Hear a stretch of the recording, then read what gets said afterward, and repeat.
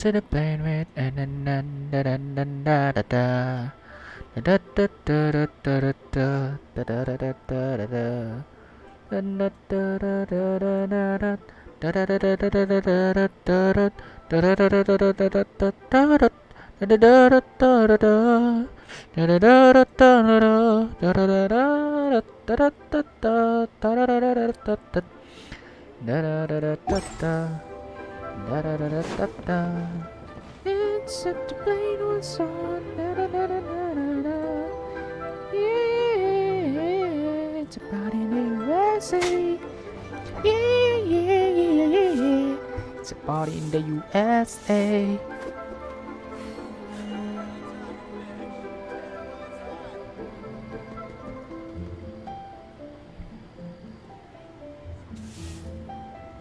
All the time, baby, you up my mind. No, we are meant to be. And singing them.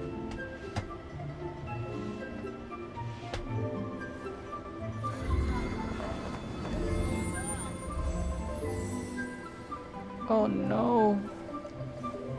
Bakit ka gumaganito?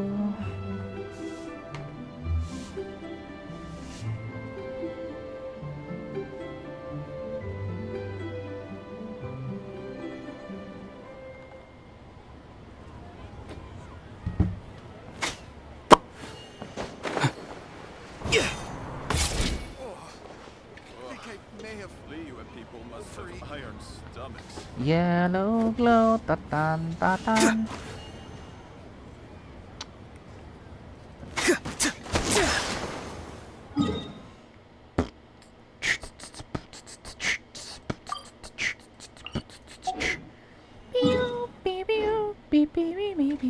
Ben 10.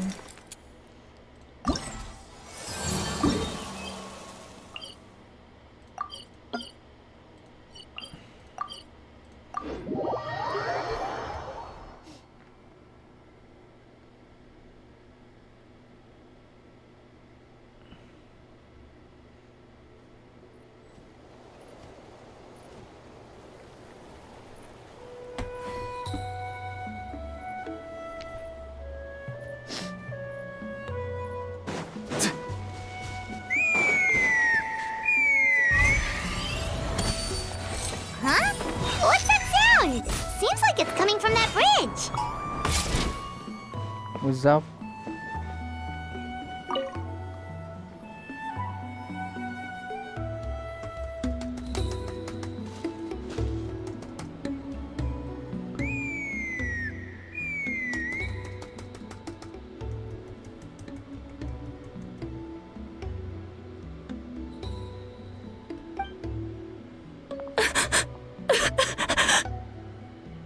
Oh no! Why is she crying? Should we go check on her? You know, just in case she's thinking of doing something stupid. I'd leave her be. The warriors of the Flower Feather Clan are a proud bunch who never show their vulnerability in public, even if they've gone wingless. Oh, Chaska. Oh, Chaska? Good to see you again, Traveler and Paimon. Before we carry on, let's get a little further away before Koyer notices us.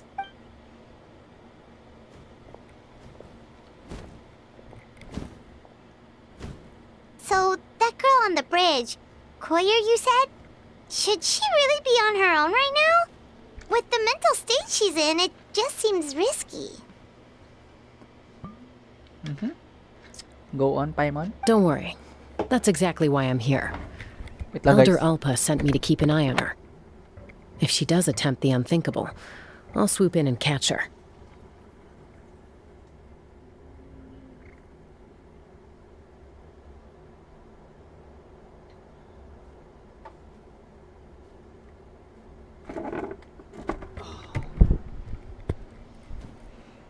I doubt it'll come to that, though. She's a fighter. A warrior, in fact. One who aimed for the sky.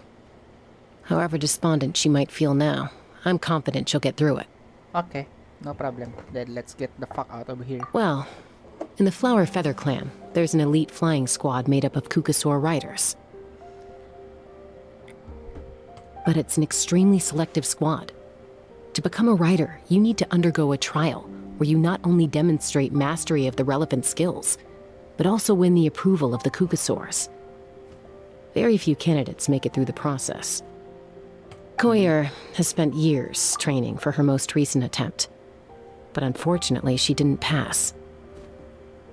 So it's not hard to see why she's so upset. Sometimes, after multiple failed attempts to pass the flying tests and win the Kukasaur's approval, people get so disheartened that they give up on their dream to soar the skies. They resolve to quit trying for good. We call those people the wingless. Do they get expelled from the tribe? What? No, of course not. They're still prized warriors.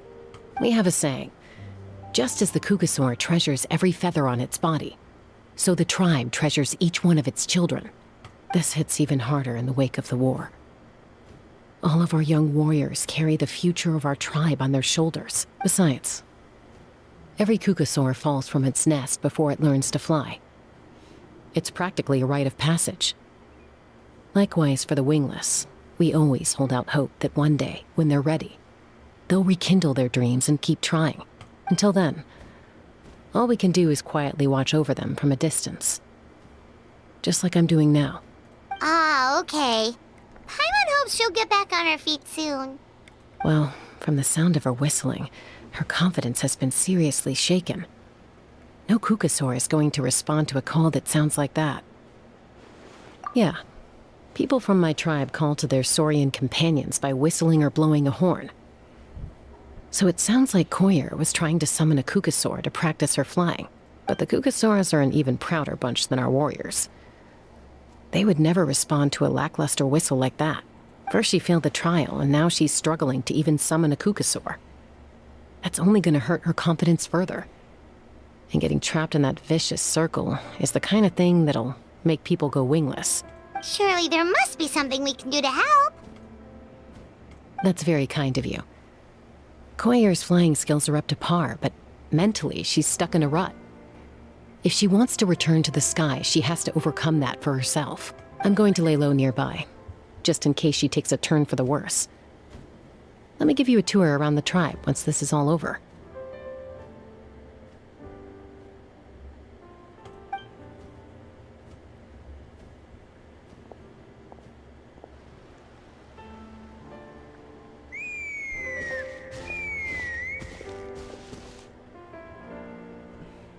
Koyer still isn't giving up.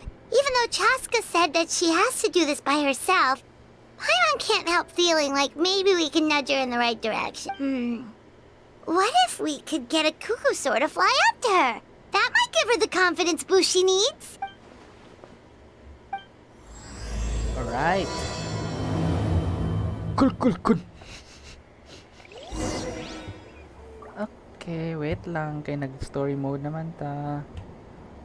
We will use a controller so that we can play. We can sit back and relax, my boy.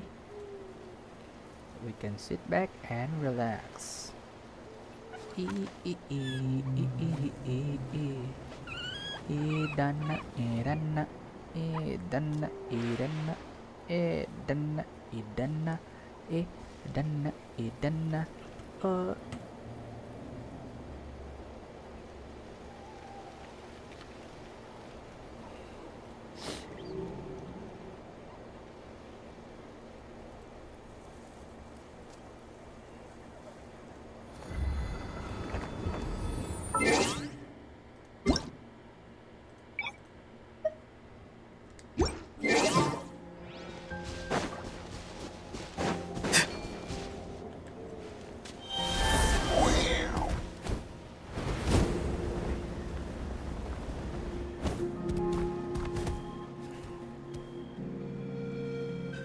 Turn off Bluetooth.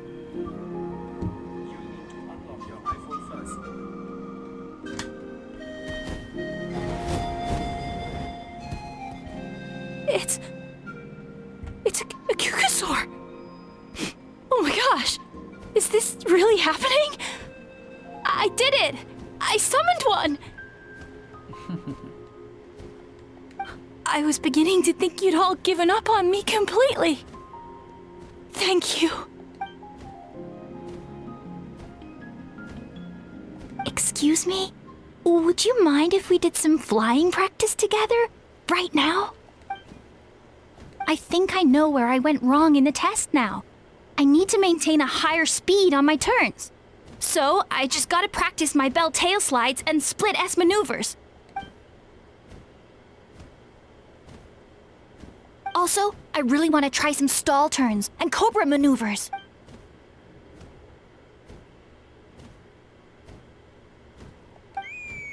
Huh? That sounded like a whistle. Is someone else trying to summon a Kukasaur? Hey! Wait! Wait!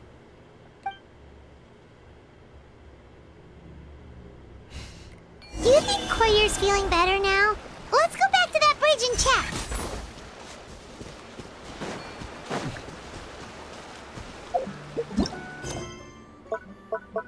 What the?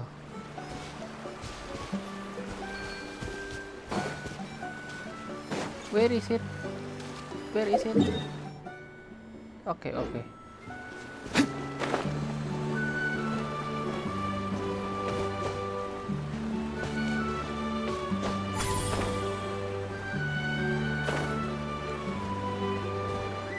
Okay. Whee. No, don't kill me. Let's get it on! Hi! Locked on.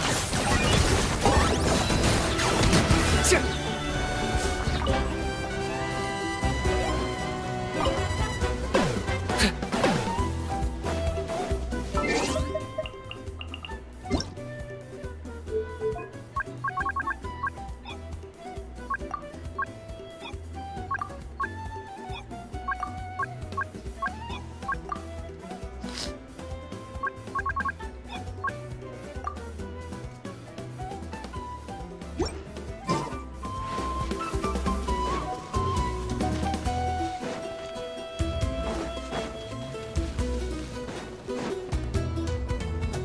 Chaska!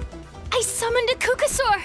They do still respond to me after all! Although, unfortunately, someone else summoned it away again before I had a chance to go for a flight. Oh, really? That is unfortunate. But if you can do it once, you can do it again. Keep at it, and you'll pass the trial eventually. You're right. You know, I almost thought about giving up, but I'm glad I didn't. Hey, Chaska, how's Koyer doing? Huh? Who are you? These are my, friends. The Traveler and Paimon. You came up in conversation the other day because I was telling them about up-and-coming warriors in our tribe. Oh, the Traveler, huh? So that's you. What do you mean up and coming? I'm closer to being wingless than I am to passing the trial. Anyway, we haven't met before, have we? You look so familiar. Maybe you saw him in the stadium? Or anywhere, really. He's been all over Natlan lately, so it's not surprising that you've seen him around. If you say so. Koyer, Chaska.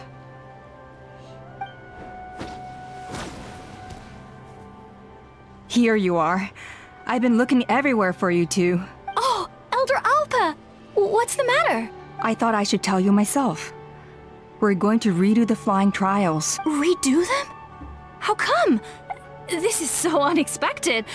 And I can't believe you came out here just to tell us that in person. It's embarrassing to admit, but due to time constraints, we didn't do a proper inspection of the arena before the last round of trials began. Then we started to notice many candidates performing worse than expected. So we redid the inspection afterwards and found a number of issues which likely impacted candidate performance. This was entirely our mistake, and I apologize unreservedly. I know it doesn't make up for it, but I thought bringing you this message in person was the least I could do. Oh, okay. Chaska, these people you're with, are they the Traveler and Paimon? Huh? You've heard of us? I have indeed. Gathering intel is an essential part of being a warrior. Plus, you've already made quite a name for yourself in Natlan. Actually, I've been meaning to invite you to enjoy our tribe's hospitality for some time. Hospitality? Oh, that includes food, right? Of course it does. If you let us host you, you'll be treated quite lavishly. Mighty warriors are highly revered in our tribe. Besides, we still owe you for your help during the war. Without you, we would have suffered far worse at the hands of the Abyss. So I like the chance to show you our gratitude on behalf of the whole tribe.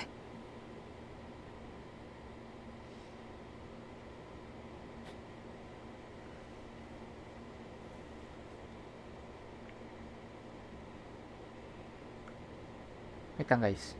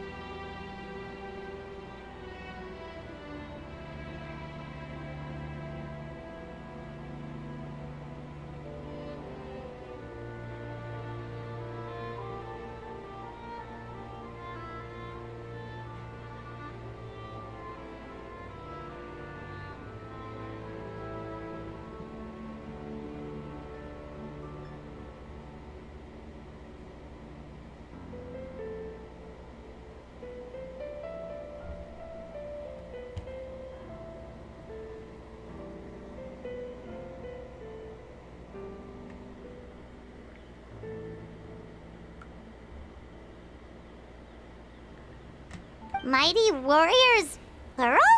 So Paimon counts too? Paimon's starting to like you a lot.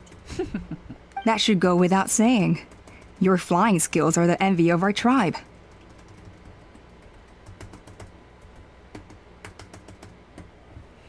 The Flower Feather clan seems like a really nice bunch of people. We definitely need to take her up on this offer. Well, I'd love to stay, but I'm afraid I still have to inform the other candidates about the retrials. With our younger generation's future on the line, there's no time to lose.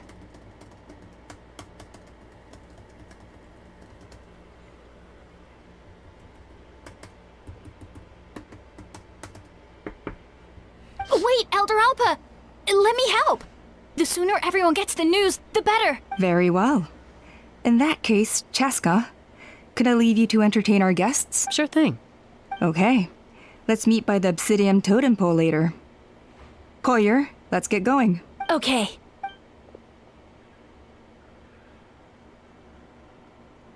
Alright, they're out of earshot. I'm just gonna come out and ask. That Kukasaur who responded to Koyer's call. That was your doing, wasn't it? I grew up with these creatures. I could tell something was off the second I saw it. His whole demeanor seemed less like a Kukasaur and more like, well, you. So I figure you must have been pulling the strings somehow. He looked very flustered when Koyer asked for a ride, so I whistled to give him a chance to escape. And judging by the look on your face, that was a welcome intervention, huh? It's all right. If you'd rather your hidden talents remain hidden, I respect that. I won't press you for answers, and I'll keep my speculations to myself. You're the kind of person I'd still trust even if you had superpowers. I know you'd use them for good. I think the ends justify the means in this case. She just lacked confidence, and you helped her resolve her internal conflict. If you hadn't intervened, I likely would have gotten my mom to help out instead. Although, having said that, there's a small chance she might have recognized her and seen through the whole thing. That would have done more harm than good. Yeah. Anyway, if you're free now, how about I give you that tour I promised? Let's go, baby! Can we fly? I want to fly. I want to fly because I'm a fly.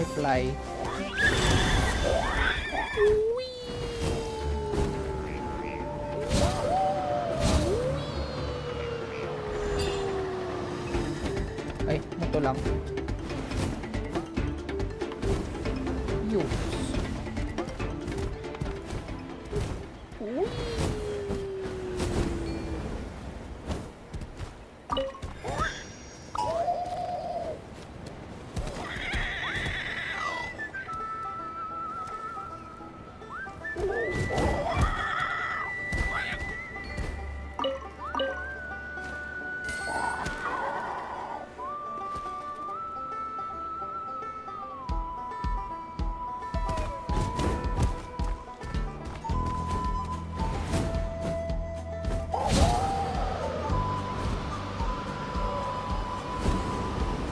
Well, you can fly.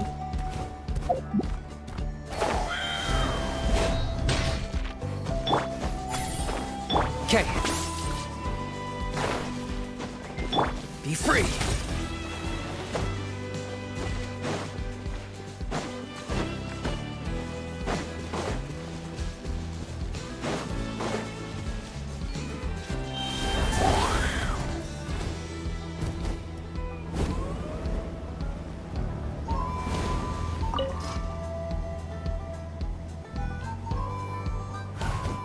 Wait lang, may idols. Gabing i-paste drop ba?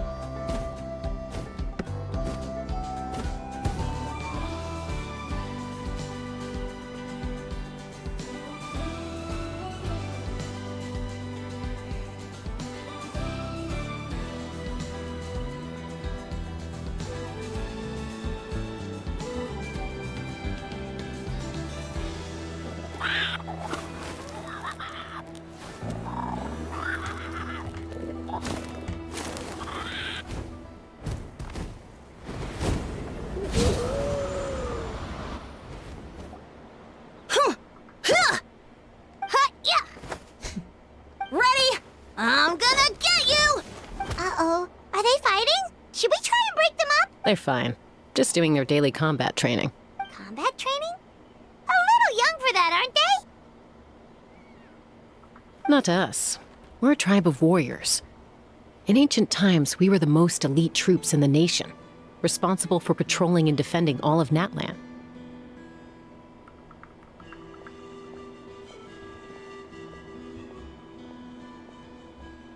And even though times have changed, we've kept our martial spirit alive.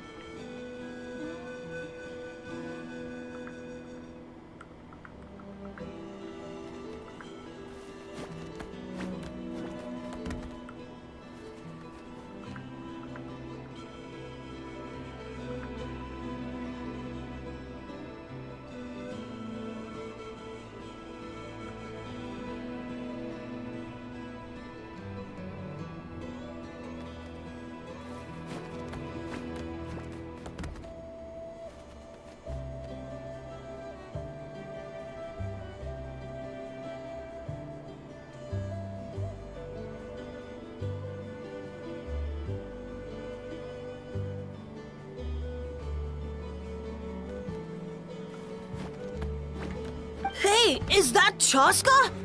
Chaska! You're back! You're back! Oh, can you come train with us? Now's not a good time, I'm afraid. I'm showing the Traveler and Paimon around. Maybe The Traveler and Paimon? Wait, you mean that legendary warrior and legendary flying expert? Legendary? Yep, that's us! Awesome. It's so cool that you can fly without having to ride a cuckoo-soar. Even Chaska could only do that for short distances. Mr. Traveler, can you teach me some cool sword tricks? Oh, Mr. Traveler! My family shop makes the best volcano cake! You gotta try it! Hello mo mga hampas lupa. Let's behave ourselves, everyone. These people are here as our guests. They're going to meet Elder Alpa in a few minutes anyway. Kotini. Instead of being jealous of other people's talents, why not work on developing your own? Kapak. There's no point in trying any cool sword tricks until you've mastered the basics. Have you done all your sword drills today? And Yatlan. Easy does it, okay? Not every conversation has to turn into you plugging the family business. Okay. Sorry about those kids. They just got overexcited when they heard your name. Hope it didn't bother you too much. Oh no, we're good. This is a volcano cake that Yatlan forced into my hands. She said to think of it as an apology gift. Whoa, it smells amazing! Traveler, you want some? Well, that's good. Yatlan will be thrilled. By the way, Chaska, those kids really adore you. You're way better with them than Paimon expected. Paimon figured you'd be more... aloof, maybe? Aloof, huh? Well, to be fair, there was a period when I was like that. Around the time when I first joined the tribe. But it's a terrible attitude to have as a peacemaker. It tends to turn situations that could have had a peaceful resolution into a stalemate that can only be resolved by force. Yep, exactly. As long as other options are available, I try to avoid that at all costs.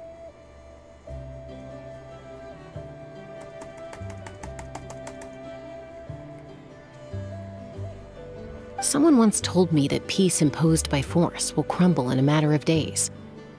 But peace achieved through genuine dialogue actually benefits both sides. Even if sometimes the parties are only willing to negotiate because they're both armed to the teeth. That's true. Hey, Chaska! Uncle Cusco knows you're back, and he's coming to get you. Oh, thanks. Traveler, Paimon. Gotta dash. I'll meet you at the totem pole up ahead. You can't miss it. It sticks out like a sore thumb. Wait, are you running away? First rule of conflict resolution? Grab the fan and run before the you-know-what hit. Trust Chaska to make even running away sound cool. Sorry about this. Just stall him for me, okay? I'll explain everything later.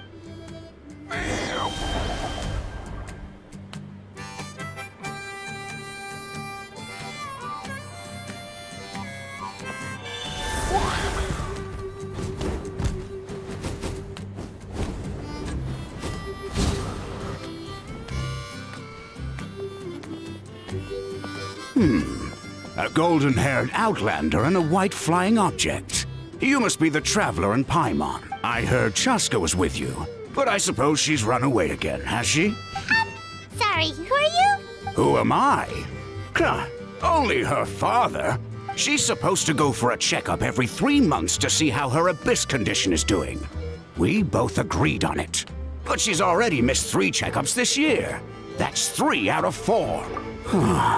Yes, she got exposed to abyssal energy as a young child. Then her birth parents abandoned her. It's lucky those wild cuckoosaurs found her when they did, or she wouldn't have made it. They took her under their wing and raised her as one of their own. Eventually, some riders out on patrol spotted her and brought her back to the tribe. But the moment you took your eyes off her, she'd be getting herself into a fight, or she'd run away to be with the Saurians. She seemed to prefer them to her own kind. She might as well have been a Saurian in human form.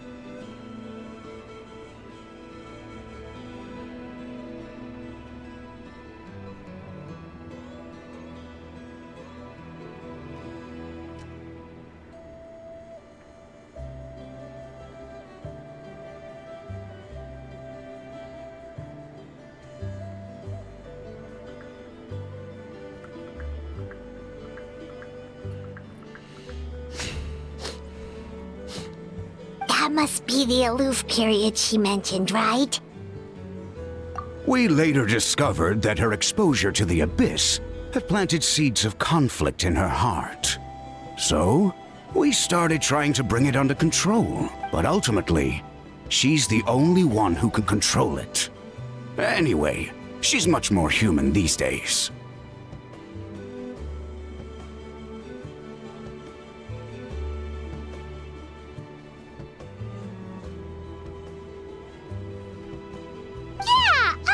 Don't worry about her. She seems pretty stable to Paimon. She's probably only avoiding the checkups because she thinks it'll stop you guys from work. Yes, I'm well aware of that. She knows she needs to be careful. If her condition ever took a turn for the worse, she wouldn't be brushing it aside like this. It's just, every checkup she's been to, they find new cuts and bruises. Nothing to do with the abyss, of course. Oh no, that's all fine.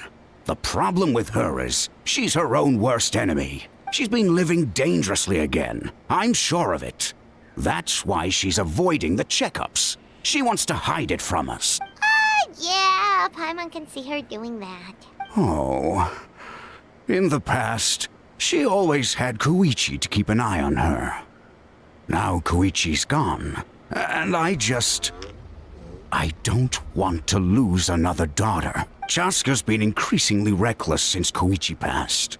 It's like she's trying to make up for it somehow. Next time you see her, please tell her to be careful for me. Even if she doesn't want to hear it. If she doesn't want to do these checkups anymore, that's fine. I just want her to stop putting herself in harm's way.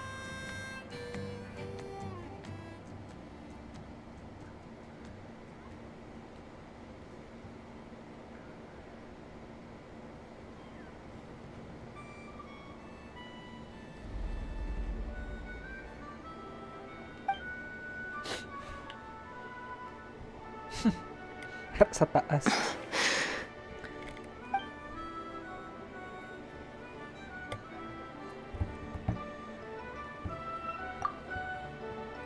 Whoa, where did the time go?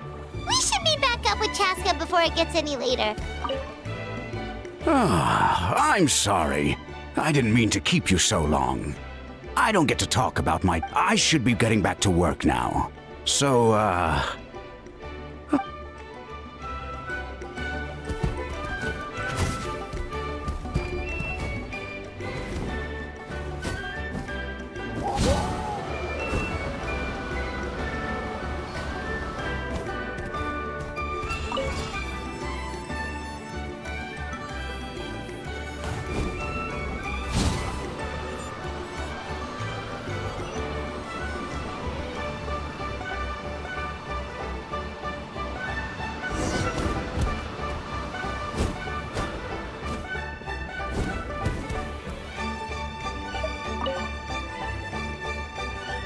Hey, Chaska! Hey, Alba!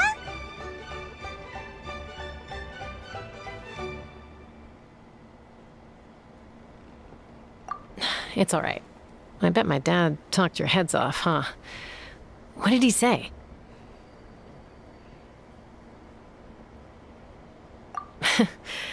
I was sometimes a little impulsive back then. That's putting it mildly. The memories. It feels like it was only yesterday when we brought you back and had Cusco and his family take you in. Back then, no one imagined this feral child would grow up to be the strongest warrior of the Flower Feather clan. Huh? You were the one that brought Chaska back to the tribe? That's right. Elder Alpa was already a veteran rider by then. She spotted me while patrolling from the skies and tracked down my Kukasaur mom. Mom agreed it was time I tried to re-enter human society. But I didn't know the first thing about being civilized. I clashed with everyone who had to deal with me. And look at you now. Renowned throughout the land as a peacemaker. How time flies. When the day comes that I can't fly anymore, it will be up to you to look after our tribe and our flying squad. You know me, though. I'm not a natural commander. I'm better off as a lone wolf on the front line. So stick it out at least a few more years, okay? Give Koyer and the others time to come into their own.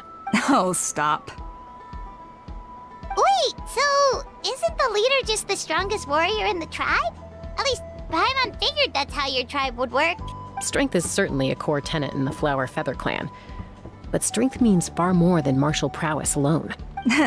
If it all came down to individual strength, I'd struggle to call myself a warrior, let alone a member of the flying squad. Any fighter in the tribe could take me down. Well, sorry to disappoint you. It was something I aspired to at one point. So much so that I went adventuring in the Cinder City, Ochka Natlan, to try and prove myself. But it was foolish of me. I wasn't ready. I came back empty-handed and seriously injured. The fact that I survived was something, I suppose. But after that, I never seriously considered myself a strong fighter. And yet, you still managed to become the leader of the flying squad, thanks to your experience and determination. All while battling those old injuries. Don't you think that's a display of strength in its own right? Let's shelve this discussion for now.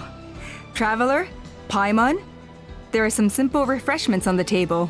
Please help yourselves. Yes! Paimon was waiting for that part! They were for the snack stomach. The refreshment stomach still has plenty of space. Tay gutom puta. Paimon is so full. Well, if you're enjoying our hospitality, feel free to stay with us as long as you like. Elder Alba? There's, something's come up. What happened? Is it serious? Shall I deal? It's... Some merchants showed up, not from our tribe. They said they're here to discuss some potential collaboration with us. Why now? This is terrible timing. There are a few wingless that we haven't managed to reach yet, and we still haven't inspected the retrial arena. Let me handle the other errands while you meet with the merchants. You shouldn't be trying to do everything at your age. You should help too. Seems only fair after all that food we ate. Huh. Well, much obliged. Chaska, the remaining wingless are all people you know. Let's see. Pishika now manages the floating target balloons. Waska's probably still addicted to eyes on the feathered prize, and Junon spends her days up on the flying platform, staring at the Cinder City. I'll leave you to tell them the news. Okay, no problem, my boys.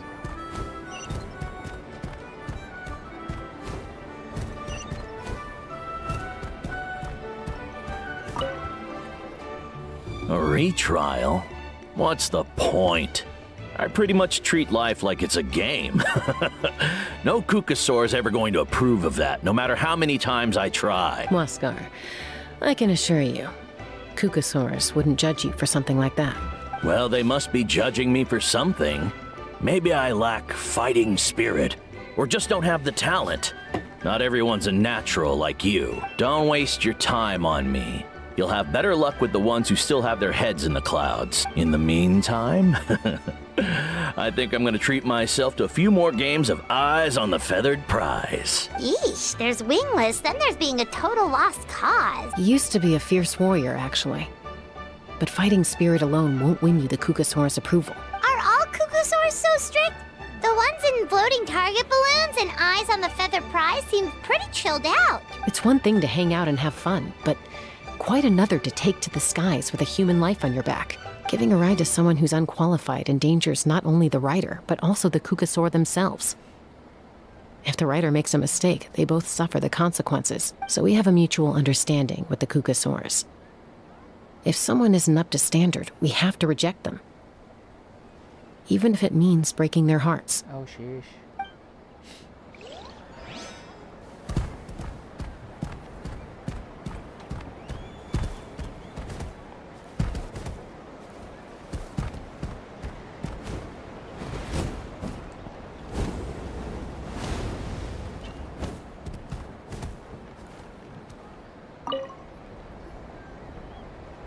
Are you sure you don't want to reconsider, Pashika?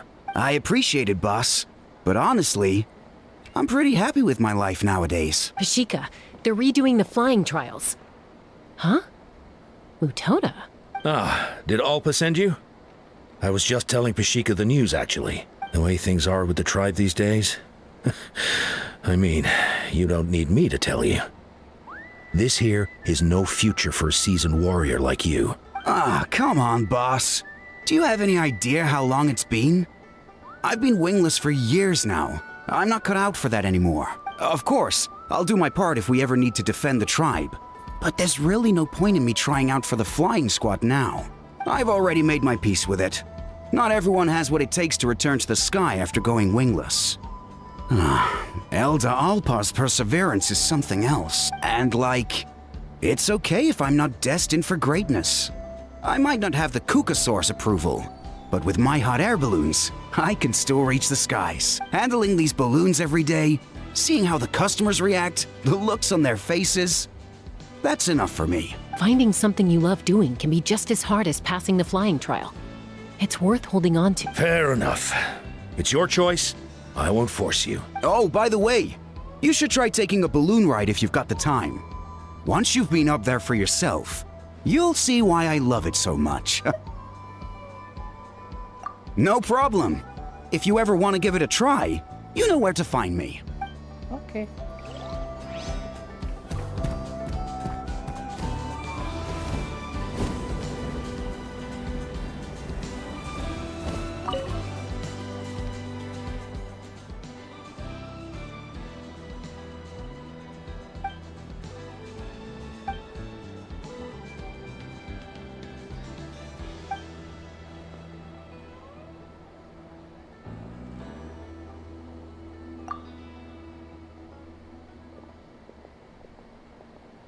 Three Kukasaurs will fly off, and keep your eyes on the middle one. When they all fly back, recognize the one originally in the middle. That's it. Okay, so they will switch position mid-flight and organization. Correct indeed. Huh? No wonder this is try training. Start simple. Stars. There's no trouble. We'll play you for real. Rewards yours if you succeed. Alright. Let's get it. When you're ready, hit the target and start.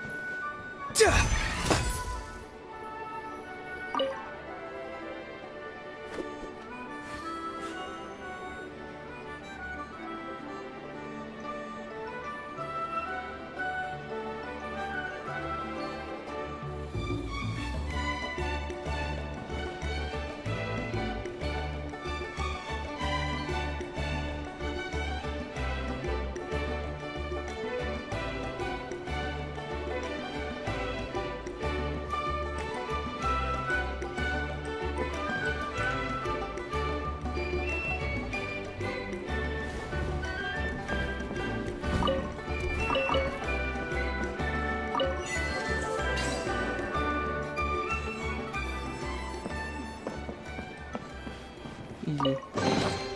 Your passion for treasure hunting is turning these chests into an endangered species.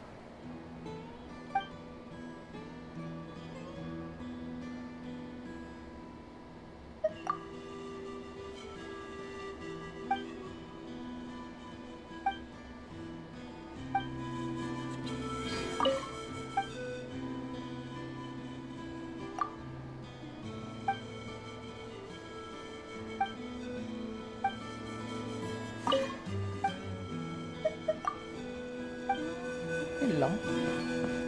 Basic.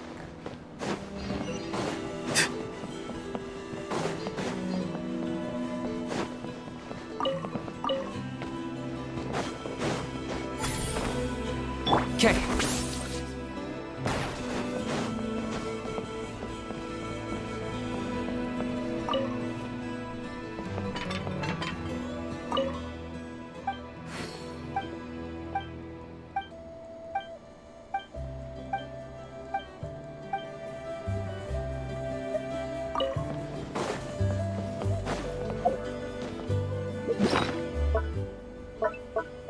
limang potsa.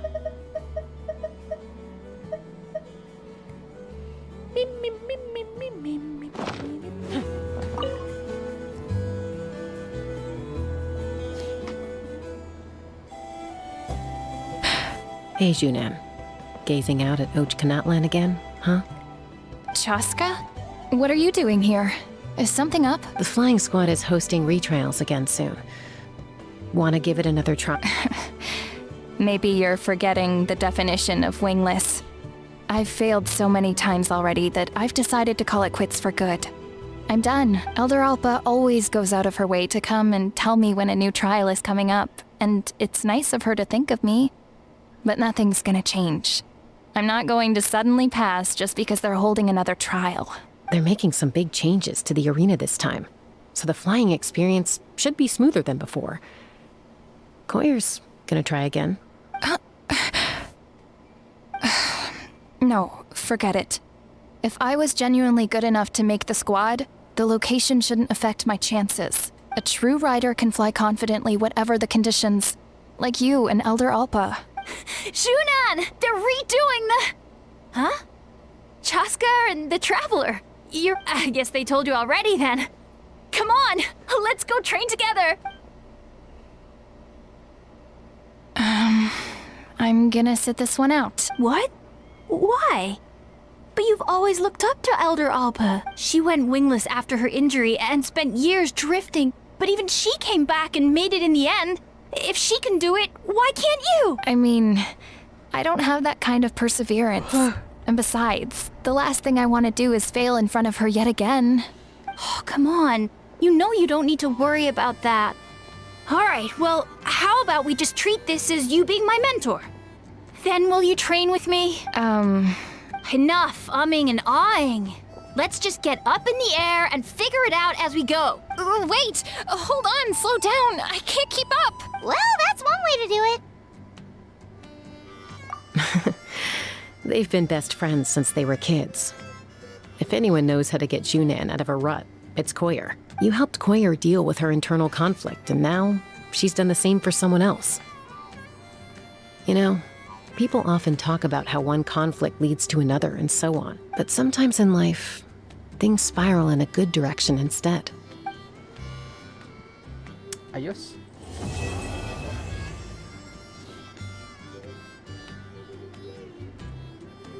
We've notified all the wingless on the list now, right? Where to next? The trial arena. It's not far from the tribe.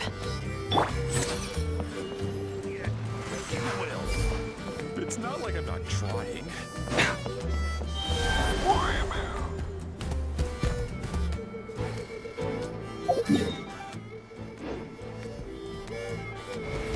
I believe I can fly.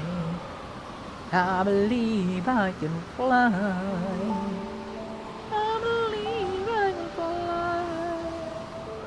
I believe I can touch the sky. Wee. Ay, sa taas.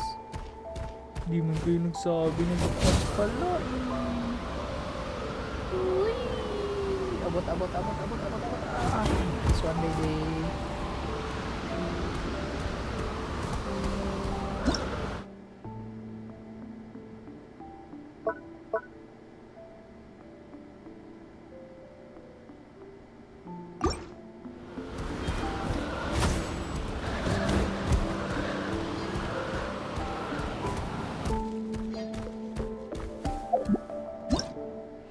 A special form of celebrates ability in flying zones within which some sort stable structure contained, which makes it difficult to remove. However, if you can attack its structural weak points,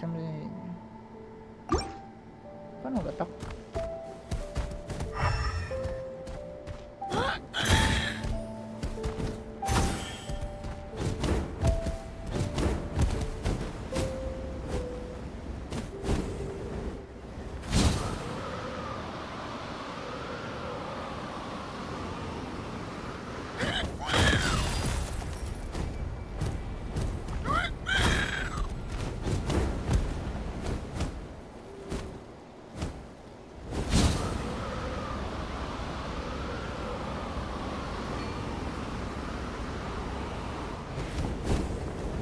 Come on.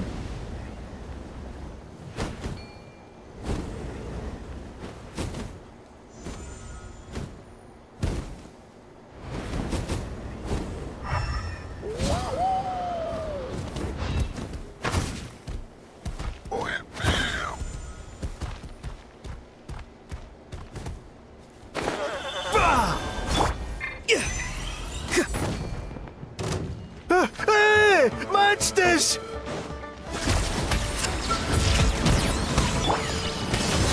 Target acquired.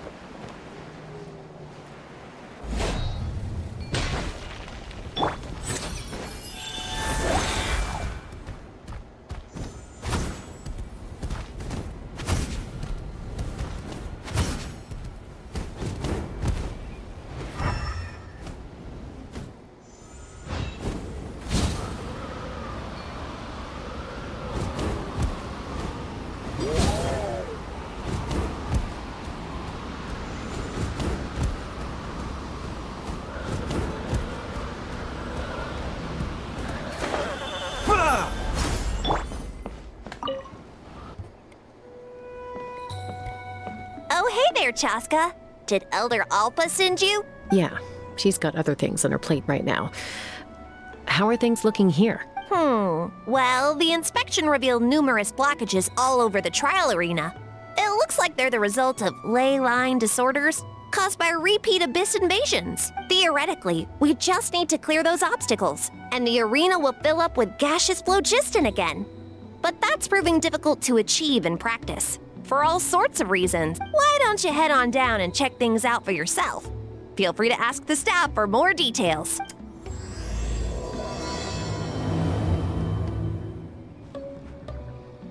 Okay. I thought I was done for. Oh, this spout should be good now. Thank you very much. Keyboard mo kay Chaska ba? Let's fly! Okay, let's fly.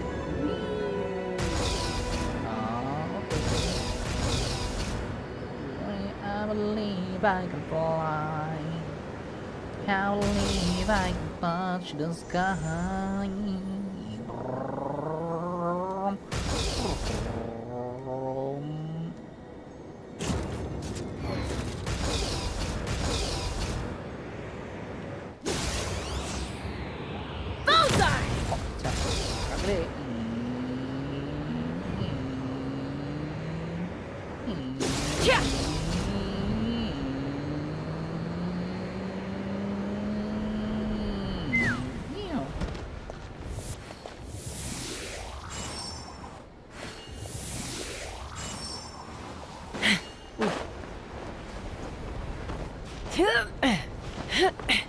Take me up!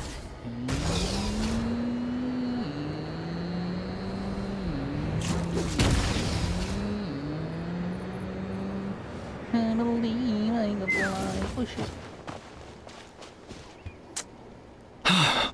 Oh, are you here to help? Thank goodness. There's no way I could do all this by myself. So the blockage here has to be cleared using a special bomb, but carrying explosives up that steep slope would be a recipe for disaster. If I dropped it or slipped and fell, I'd be blown to bits in an instant. So, my plan was to transport the bomb to the other side, then send it over in a hot air balloon. All I need now is for someone else to strike the balloon at the right moment, dropping the payload right on top of the spout, and... What do you think? Simple enough. Huh? Oh, that one. No, I've got no idea who that belongs to. I just wish I could fly up there and check out what kind of tech they're using. Ah, well. I'll head over and set up now. Okay, baby boy. All right! Get ready! Ay, gago. Kapit na migo.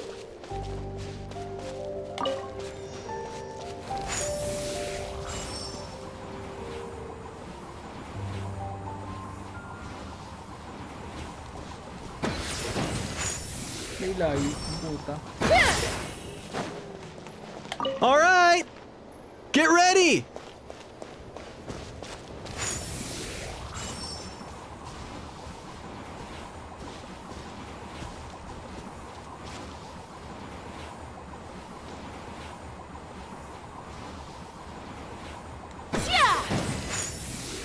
The gaseous phlogiston is being replenished. Looks like all the spouts have been unblocked. Let's head back up.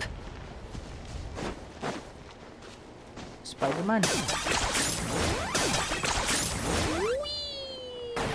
Time to go. Diba? Baka Spider-Man yun. Wow, you took care of everything in no time at all. Incredible work. Now we just have to wait until the gaseous phlogiston is fully replenished. Actually, Inkanak, I'd like to do a test flight first, just to make sure we're not missing anything. Huh? But you only just finished getting the arena ready. All the more reason to have me test it out. I guess you're right. With your flying skills, you won't be in any serious... The conditions in this area seem a little unstable, but a test flight is the only way to catch any lingering issues. All right, I'll get things set up for you. Just let me know when you're ready. Okay. Okay, my friend. Let's go. Are you ready? This should be a piece of cake for Chaska. But still, try to be... All right, then spread your wings and fly. Alright, let's go.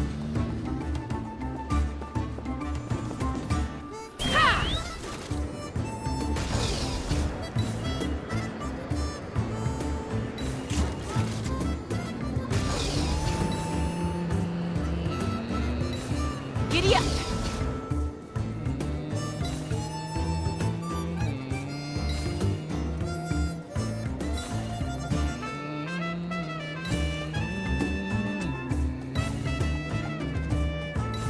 Giddy up!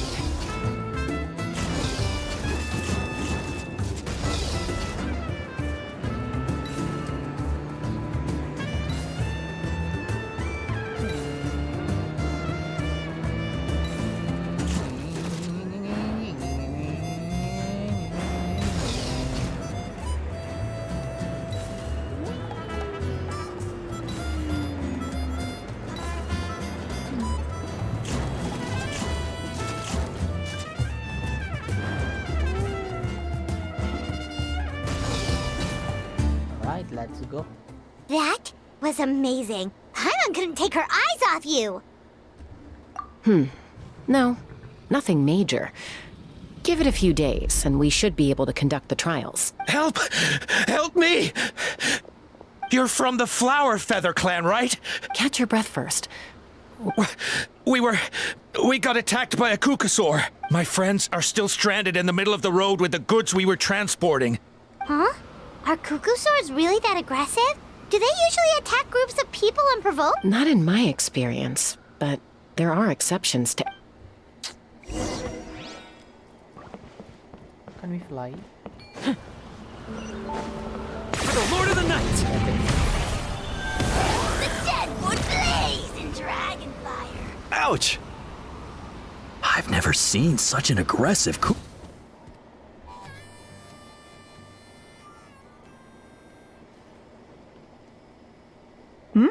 Chaska? Elder Alba? Huh. So... Already flew away. Looks like it backed off once it realized that reinforcements were coming. So why do you think it attacked these people in the first place? Was it after the food? No. These merchants are even transporting food. Ah! Thank goodness! The phlogiston wings are intact! Phlogiston wings. Thank you so much for coming to our rescue. These phlogiston wings are our most prized goods. If anything... Wait a minute. Are you the merchants that were looking to collaborate with us? Wormy told me about you. Yeah, that's us. So... I am. You must be exhausted from your journey. Not to mention shaking up from the attack. Let me bring you back to our tribe to rest. We can talk business after you've recovered. But Elder Alba, what about the Kukasaur attack? Well, our guests here weren't seriously injured, and their goods are intact. Perhaps that Kukusaur was just having a bad day. There are so many of them around here. You'd expect something like this every once in a while. I don't think we need to pursue it any further. More importantly, how are the preparations for the flying trials going? Huh? Did you say flying trials? What a coincidence! Sounds like a perfect use case for our phlogiston wings. You'll be pleasantly surprised by what they can do. Oh, really? Now I'm intrigued. Well then, let's forget all about this Kukusaur attack for now. We have some serious business to discuss.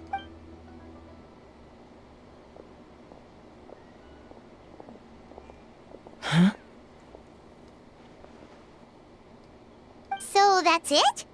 That all went smoother than expected. Well, guess we'd better get going. Huh? A blood-stained feather.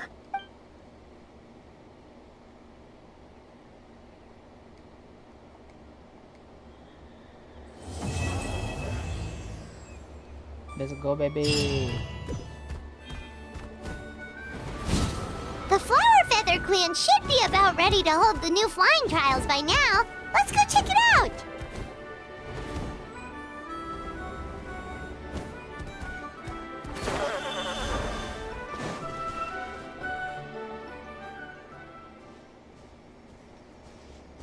Kitang guys, siya ko.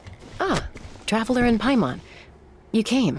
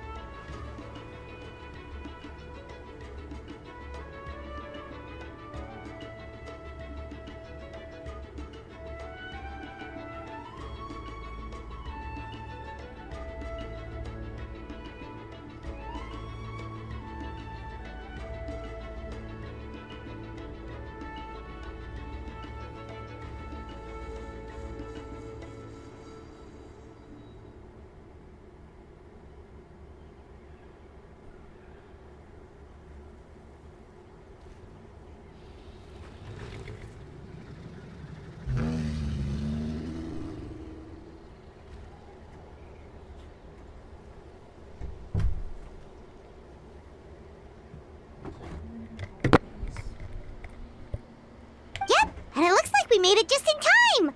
Although, can't say the same for the Kukusaurs. Bit of a low turnout, huh?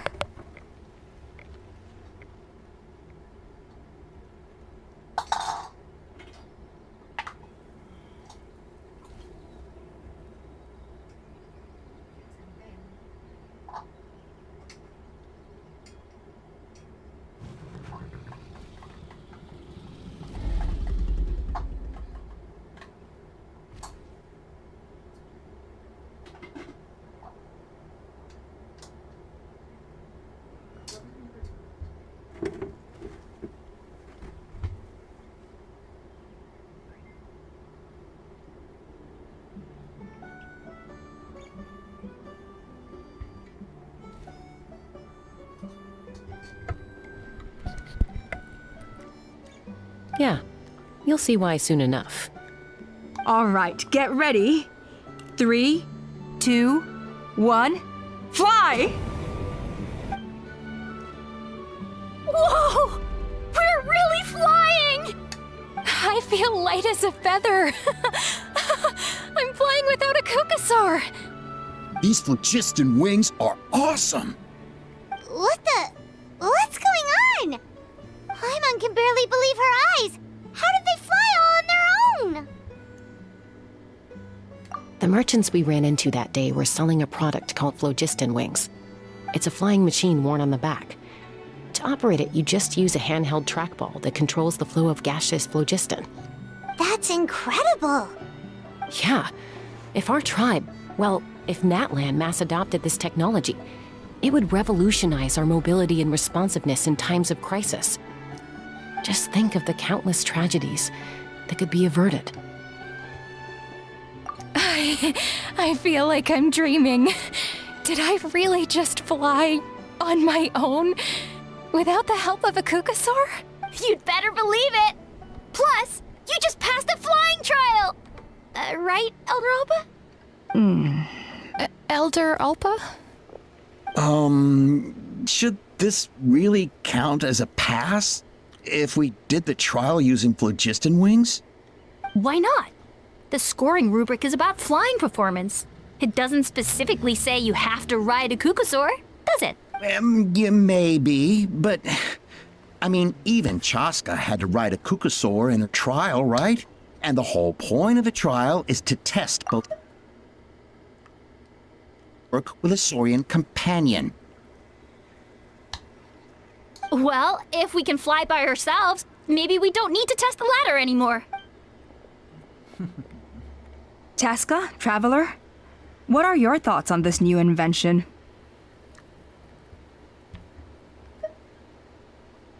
Right? That's what I think too. I agree that they have strategic value, but I don't think it makes any sense to evaluate candidates by the current testing standards if they're using phlogiston wings. Why? Shunan finally mustered the courage to go through with this, and now you're saying it doesn't count?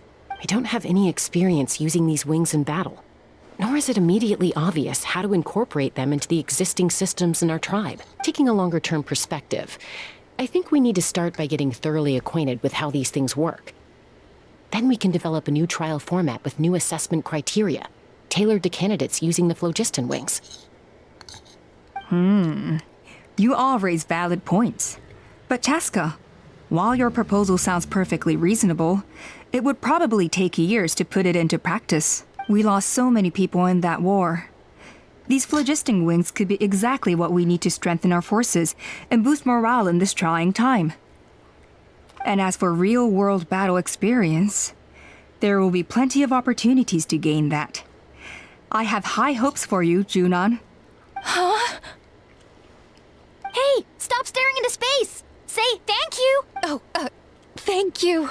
Thank you, Elder Alpa. You have nothing to thank me for. Remember, the way you got your wings back was by relying on yourself. Oh, Elder Alpa! Bad news!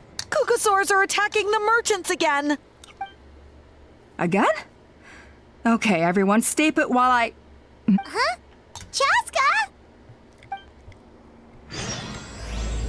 Silpong wings ang Kukasaur ginagamit, diba? Why did Chaska rush off like that? And then Elder Alpa and the others too?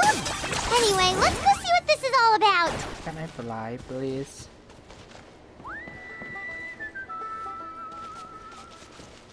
May I fly? Why I don't have a Kukasaur? Oh. There it is, my Kukasaur. A bitter pill to swallow. Taking a turn for the better. Okay. Oh, is it?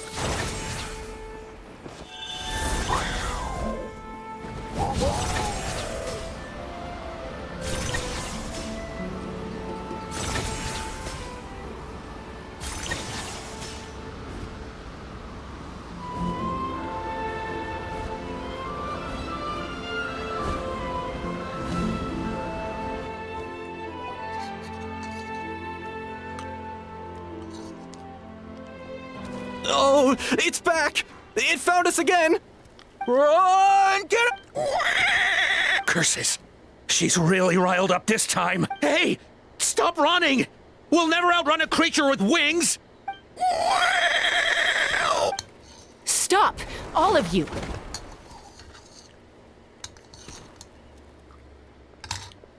Chaska! Oh, wonderful! Quick, get rid of that thing! Mom?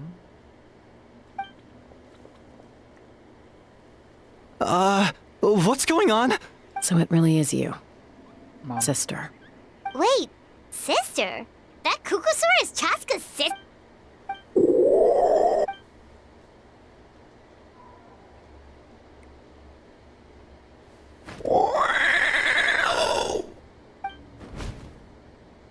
Koya, wait! Is Chaska gonna be okay? Should we go check on her? Is everyone all right? We're okay. No serious injuries. Thank goodness you all got here just in time.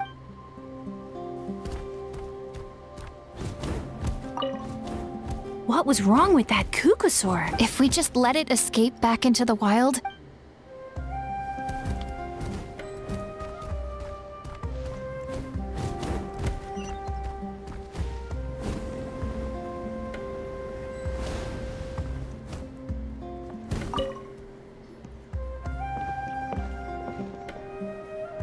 Chaska? I'm fine. Sorry for making you worry. No point. She's an expert at hiding her tracks. Once she's shaken you off, you'll never catch up to her. At least, I always used to lose to her at hide-and-seek when we were kids. Well, yeah. You know I was raised by Kukusaurs. Anyway, she and I grew up in the nest together. Her name's Koya, and she's my big sister. What the fuck? We played together all the time, chasing each other through treetops or mountaintops. It felt like it would go on that way forever. Until the day I was sent back to live with the humans. Not all Kukusaurs are friendly towards people. Koya, for instance, she's fine with me because we grew up around each other, but she's not fond of other humans. When Mom decided to send me away, Koya strongly protested, and after I left, she became more and more reluctant to interact with humans. Maybe she thinks that humans stole you away from her. It's a possibility, but in any case, we still stayed best friends at first. I had a hard time adjusting to life in the tribe. So whenever something went wrong, I'd run off into the wild and vent to Koya. Ah, so that's what Uncle Cusco was talking about. He said you seemed to prefer hanging out with Saurians to your own kind back then. Yeah, I did. But then, gradually, everything changed. With a new mom and dad, a new tribe, and Koichi, I started getting curious about these humans. I made an effort to understand their behavior. The more time I spent with them, the less I spent with Koya. And then, one day, it was Koya's turn to leave the nest. She sought me out and asked if I was willing to leave the tribe and go live in the wilderness with her. As far as I can remember, that was the first time she ever approached a human settlement on purpose. So, how did you answer her? Well, I wouldn't be standing here talking to you if I'd said yes. No, I was torn.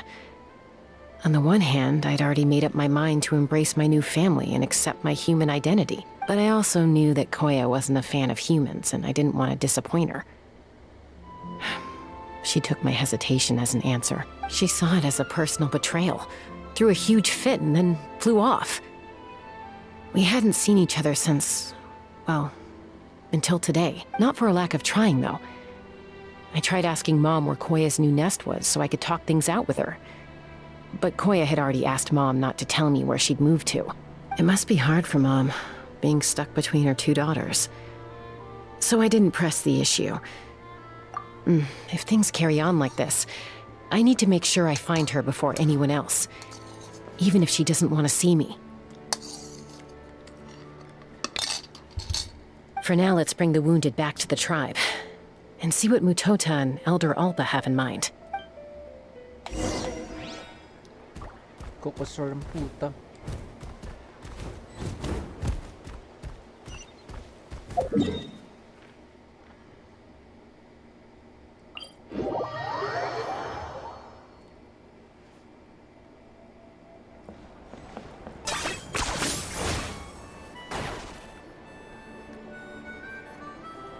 So, I hear there's been another Kukusaur attack.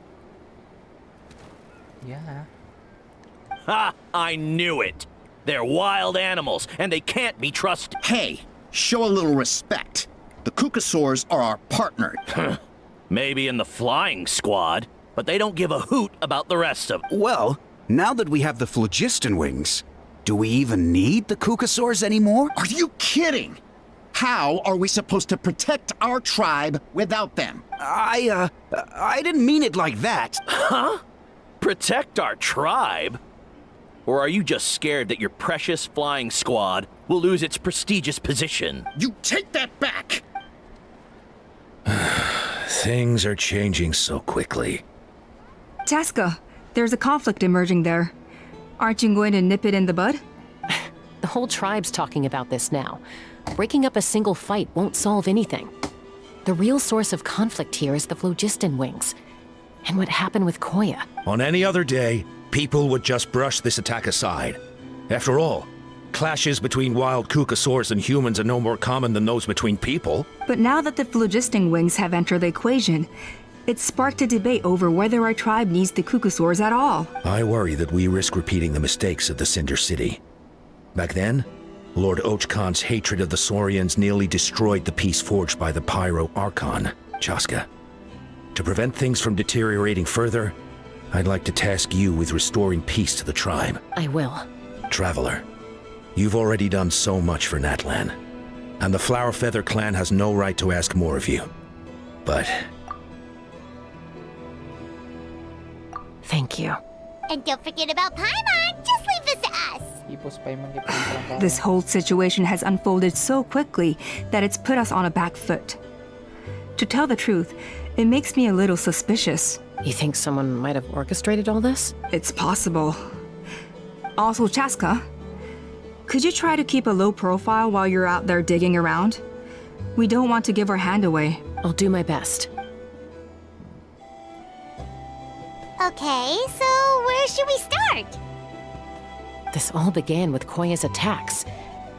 If we can find out what led her to... Unlikely. Given how she reacted when I showed up, I don't think she's forgiven me. If you want to resolve a conflict through dialogue, sometimes you need a third-party facilitator. Let's go see my mom. Can I fly, please? Can I fly? Can I fly? Can I fly? No, there's no Saurian. No, I can't fly, but I want to fly. Shine bright like a diamond in the sky. Potato. Potato.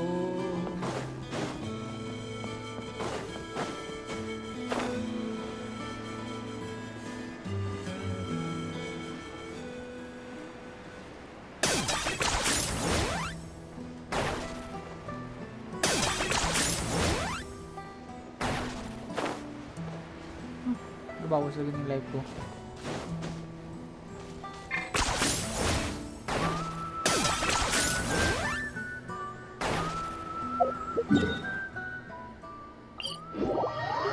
What the hell?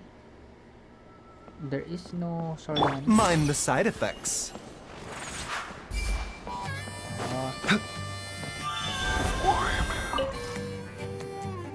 Ari naman gali.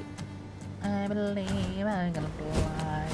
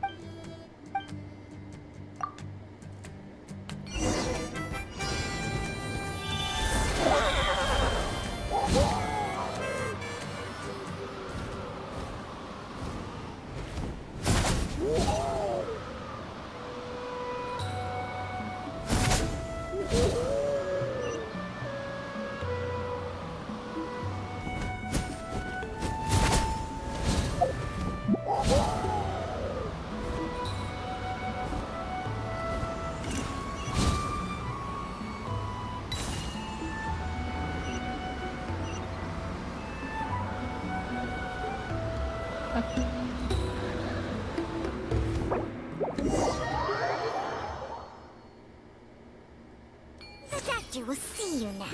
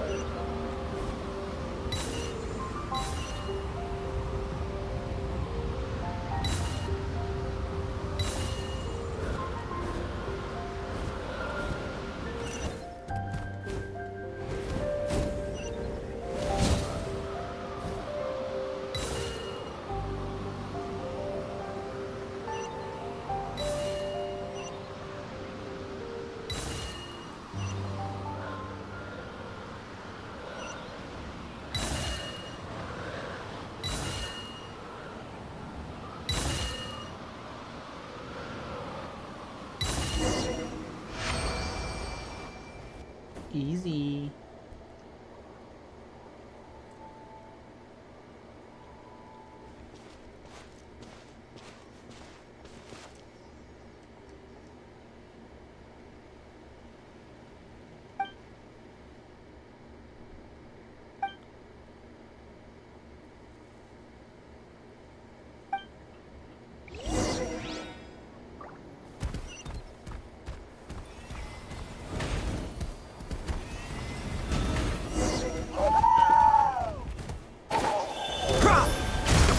A bitter pill to swallow. Locked on.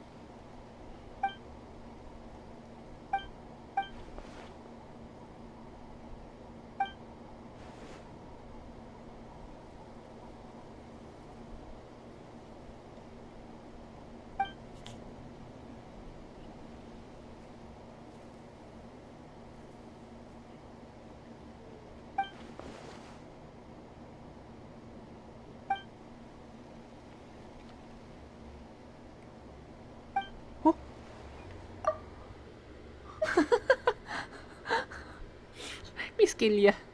Okay. Rapilido tadi ba? Tayo na.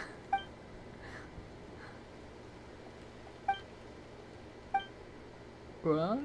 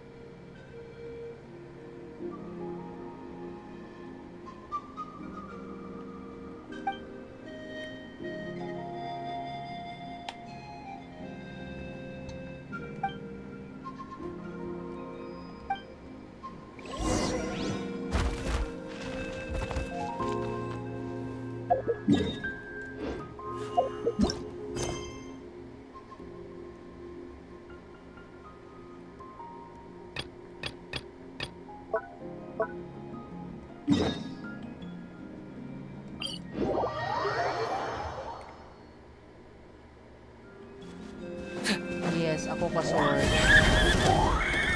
Let's do biatch.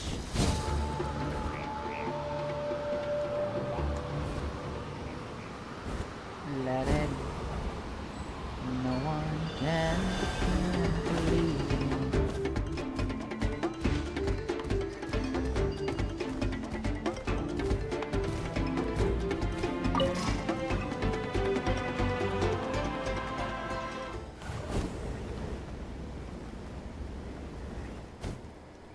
Wait lang. Let us see.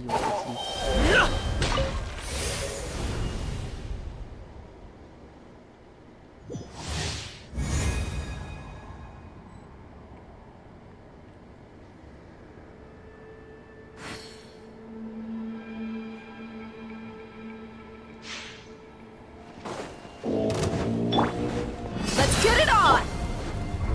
Mind the side effect. I got him cornered.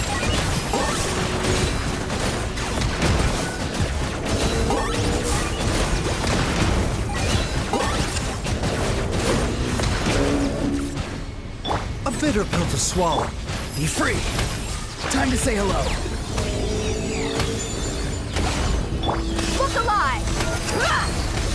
Target acquired. Oh, glory! Glory to which none can compare! Especially not when I'm in a bad mood. Measly insect! Time for you to pay the price. The doctor will see you now. Farewell. It's getting dark. Emergency. I got him cornered.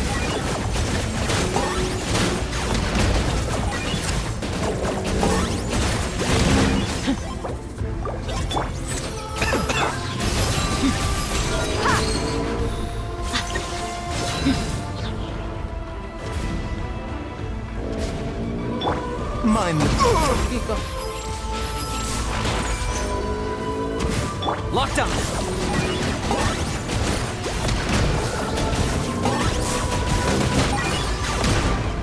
The doctor will see you now.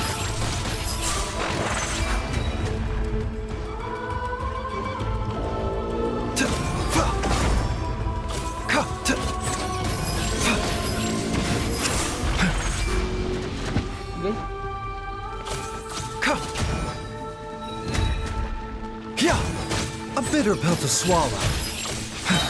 Remember, health comes first. Let's get it on! I got him cornered.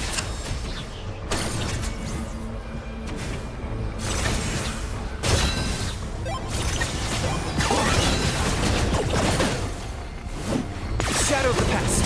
Line to command. The doctor will see which none can compare. Especially not when I'm in a bad mood. Measly insect! You must pay.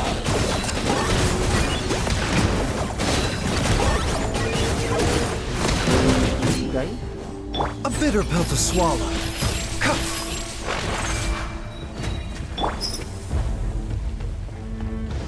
Look alive! Locked on.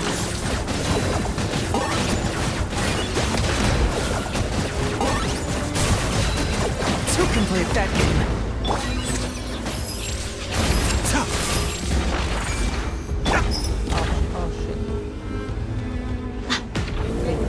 Buckle up! Mind the side effects. Taking a turn for the better. A bitter pill to swallow. I got him cornered.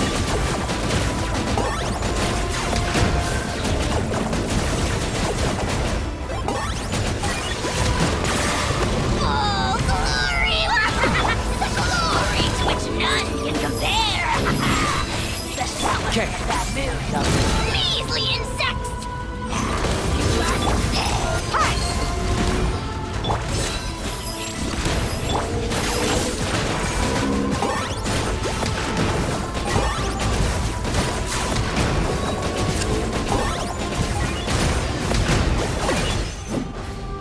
Mind the side effects. Look alive! Okay.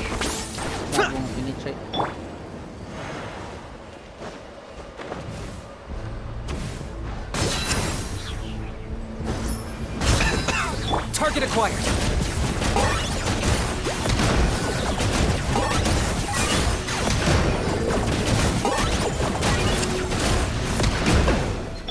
Let's get it off! Seems like an emergency.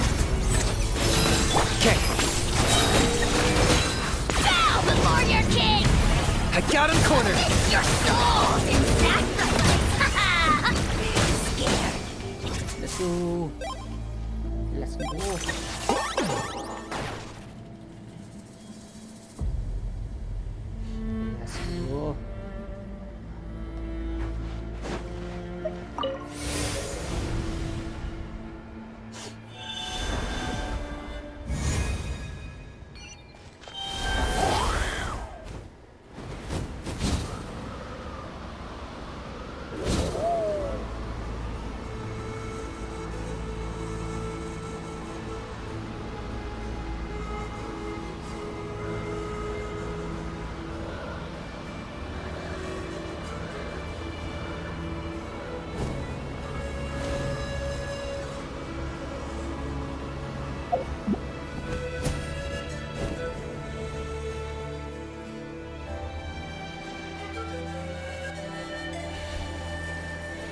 Wow, so this is where you used to live as a child?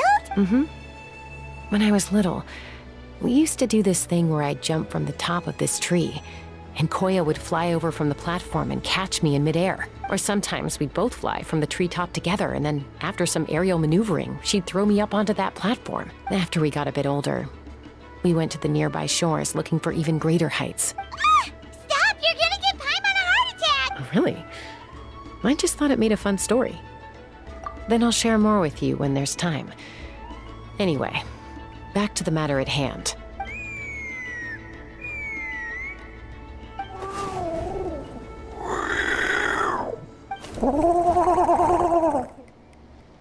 Hey, Mama Bird, I'm back.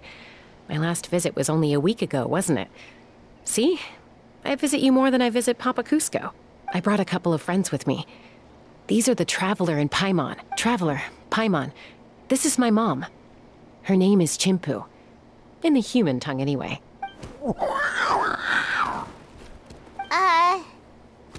Hi! No, not really. I don't speak it as such, but I can sort of get the gist. Although only with Mom and Koya, since I spent my formative years with them. Even then, it's basically a best guess based on their sounds, body language, and expressions. Seems to work about 9 times out of 10, anyway. As for whether Mom understands me, I can't always tell. But somehow we still manage to communicate. Call it the family bond, I guess. Don't worry. I'm doing well, but I think Koya might be in some trouble.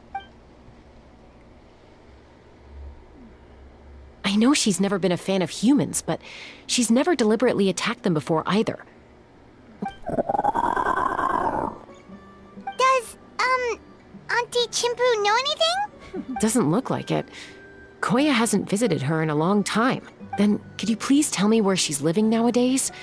I really need to talk to her. If this animosity between her and the tribe continues, then the next time there's an incident, I don't know if I'll make it there in time. She said she'll take us there. Thank you, Mom.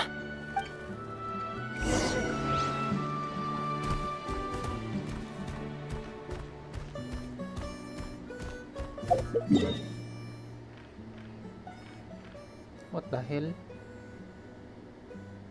Layo ah, uy.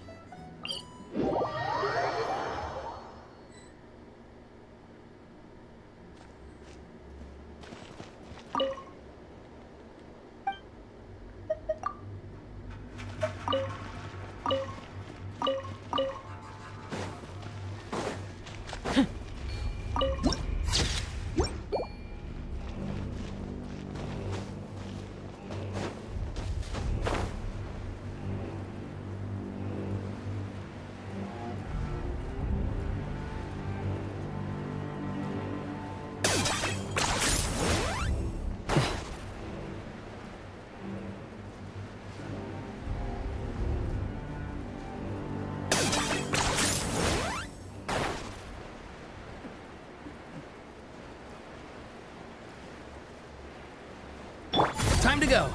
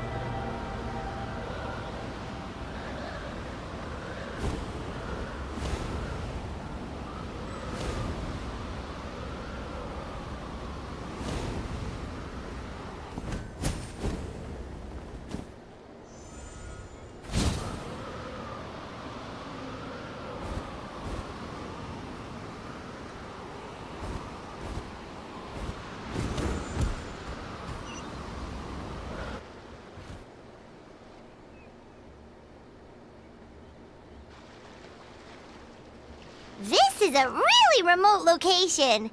Guess she was trying to get as far away from humans as possible. We stay here? Okay. Got it. Traveler. Paimon. Mom says we should stay out of sight for now. Koya is very hostile toward humans right now.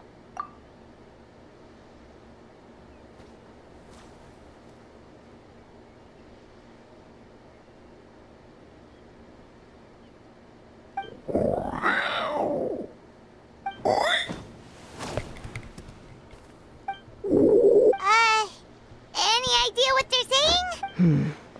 Sounds like things are more complicated than I imagined. There's evidence in this area suggesting that Koya might have been the victim of a human attack.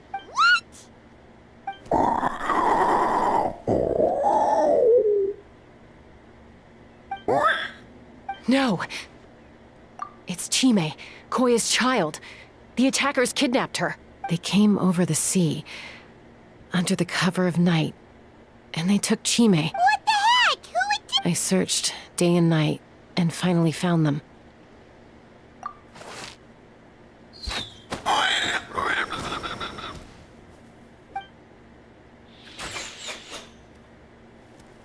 Oh, yeah! T'Pol's contraption is working like a charm! Got her in one! Hey, there's another one! Wait, is that the one that got away last time? Who cares? Just get them all.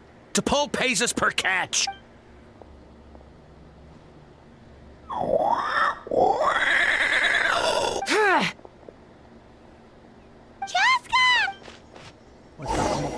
Chaska? How do you get here? Quick, stop her! Don't you even think about running away!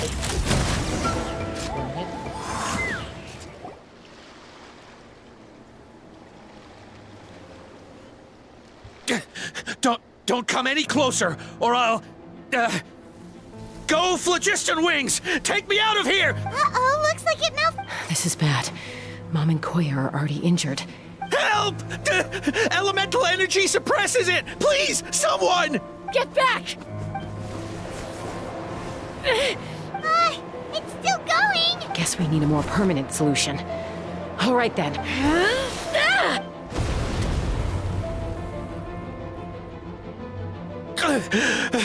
That was too close. I thought I would... Answer us honestly. Were you the ones who attacked Koya before? I am... No! Well, she says it was you. Just tell me, who sent you here? It was T'Pol. He told us to catch all the wild Kukasaurs we can find, and... He also said that this Kukasaur has become a thorn in his side, so he needs dealing with urgently. T'Pol? Huh. Sounds familiar. Well, he tends to send his orders in writing. He pretty much never communicates with us in person. When he does, he wears a mask to hide his face. And whenever we trade Kukasaurs for phlogiston wings, we deal with his henchmen.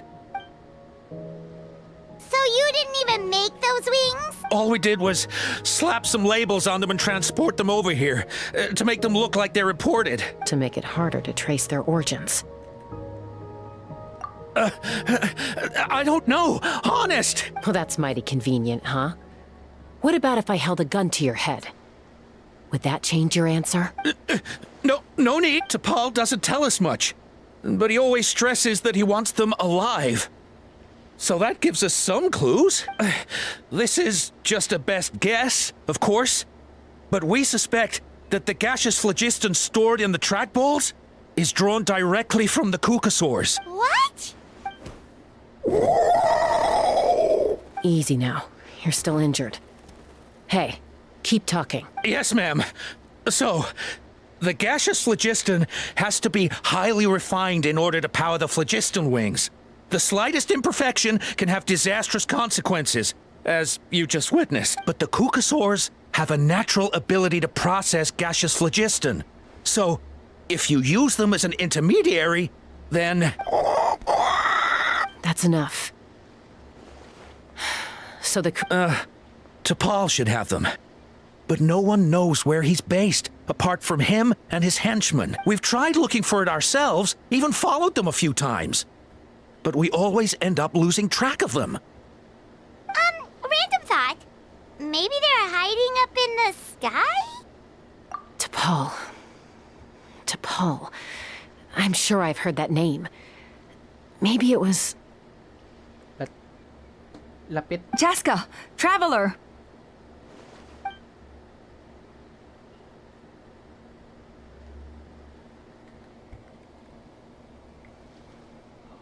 That voice! It's Oppa! It's Oppa!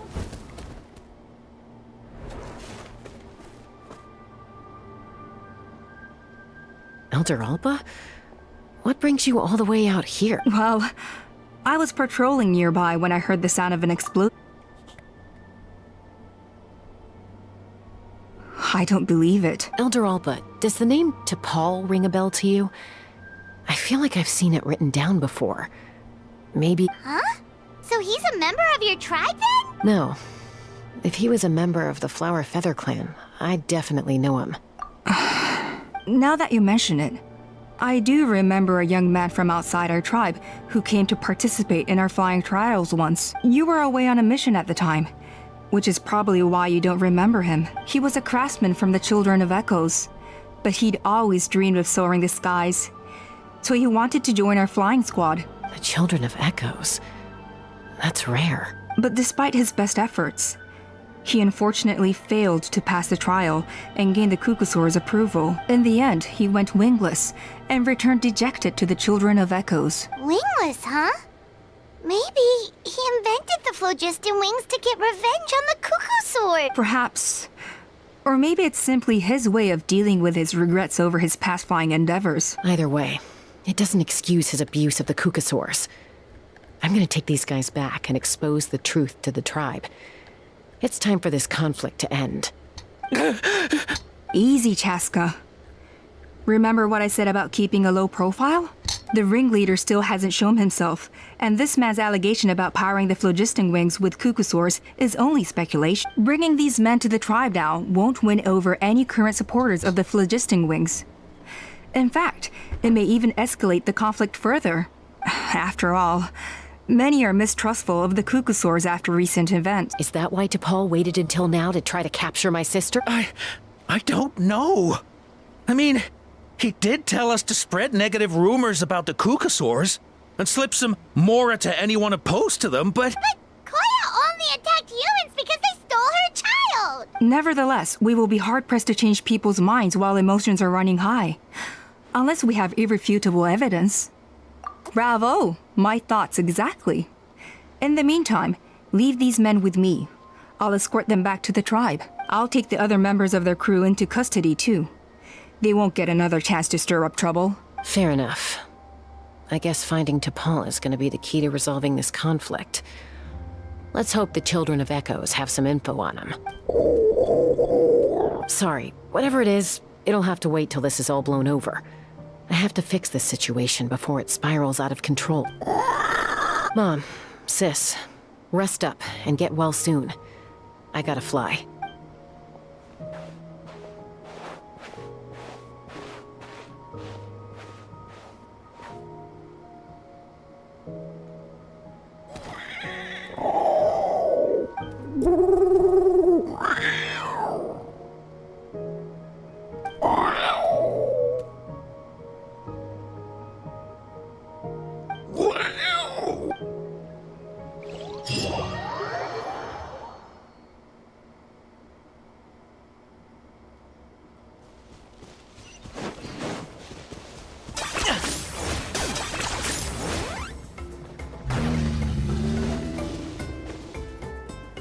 So Appa says that T'Pol's from the Children of Echoes.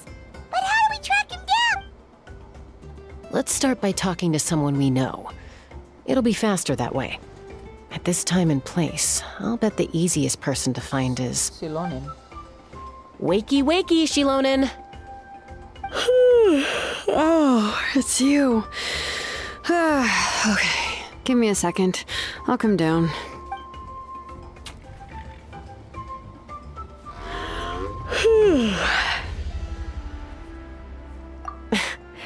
I climb trees to fly further and see farther.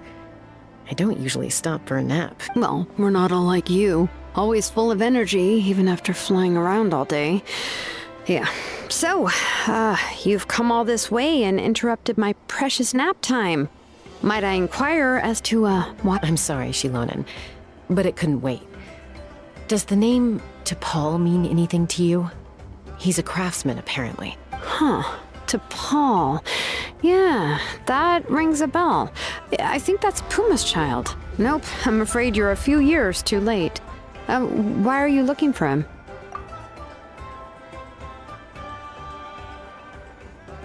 Huh, phlogiston wings. Wow, okay. The kid actually pulled it off.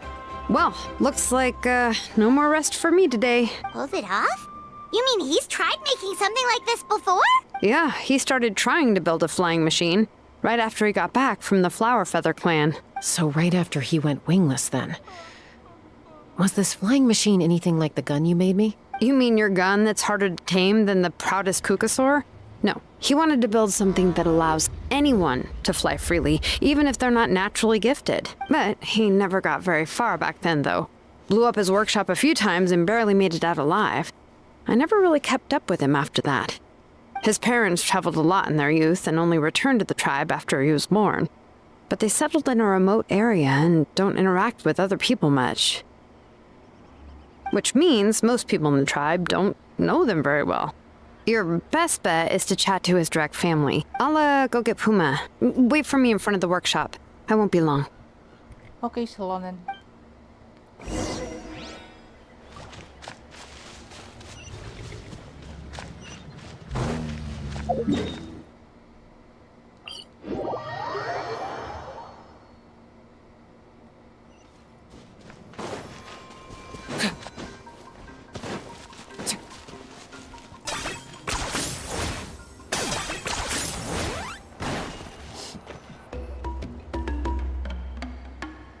I'm back. Allow me to introduce T'Pol's mother. Hello, we're... Oh, save the pleasantries. I don't want to spend any longer talking about that boy than I have to. Huh? I disowned him long ago. He is no child of mine. All he cared about was his pipe dream of reaching the sky. Oh, we tried to talk sense into him, but he was obsessed. And then when he left us, he spouted some nonsense about building a workshop in the sky to avoid the constant criticism of us ground dwellers. He left his notebook behind. Whatever questions you have, you can look for them in there. I am done talking about him. He's no son of mine. He never called me Mom anyhow. Anyway. Wow, they've really fallen out. I'm sure wasn't expecting that. Her husband, T'Pol's father, he passed away recently, and T'Pol didn't even bother to show his face at the funeral. If you ask me, that was probably the final straw for Puma. I'll go keep her company. If there's anything else you need, just come and find me. Thank you. Okay, so this notebook is the only lead we've got now, right?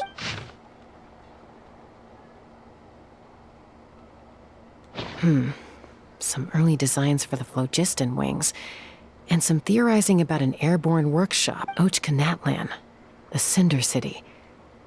Looks like that's where he got his technological inspiration from. So, was he serious about the workshop in the sky?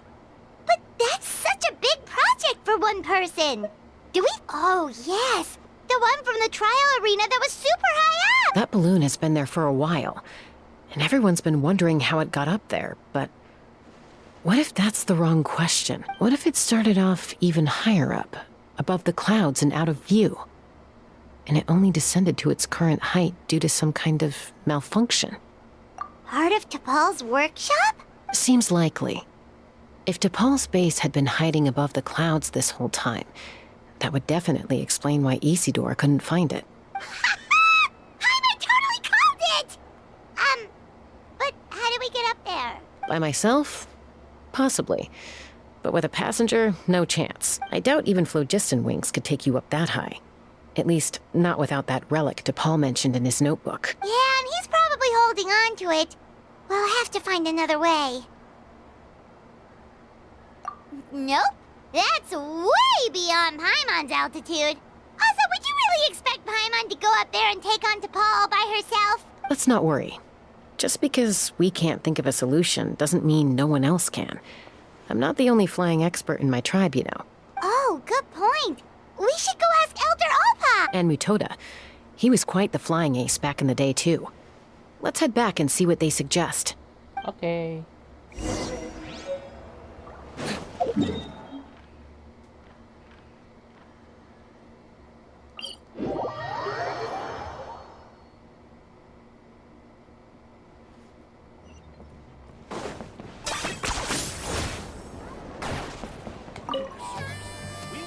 Chaska, you're finally back. Things are getting really tense in the tribe. Have you made any headway with your investigation? Some people even think we arrested the merchants just to support the flying squad and crack down on the phlogiston wings. We found some promising leads, but there's a major obstacle standing between us and the irrefutable evidence we need. A relic from the Cinder City? So Ochcon's still managing to sow discord, even after all these years. An airborne workshop and a hot air balloon above the trial arena. And that's where you're trying to get to now? Neither phlogiston wings nor a Kukusaur can take you that high up. Do you really think that's where T'Pol is hiding? You know what? There might just be a way. Really? Do you still remember those spouts in the arena? When they were all blocked, the gaseous phlogiston was trapped and unable to flow. But now, it's flowing freely. If we were to block them up again... You mean all of them except the one at the very top of the arena? To build up the pressure there? Precisely.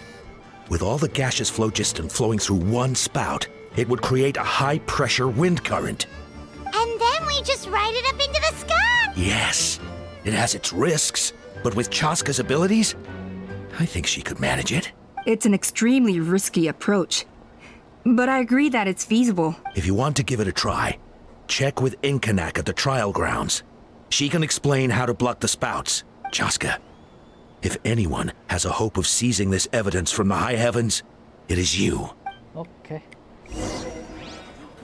Promoting Chaska. Never make it.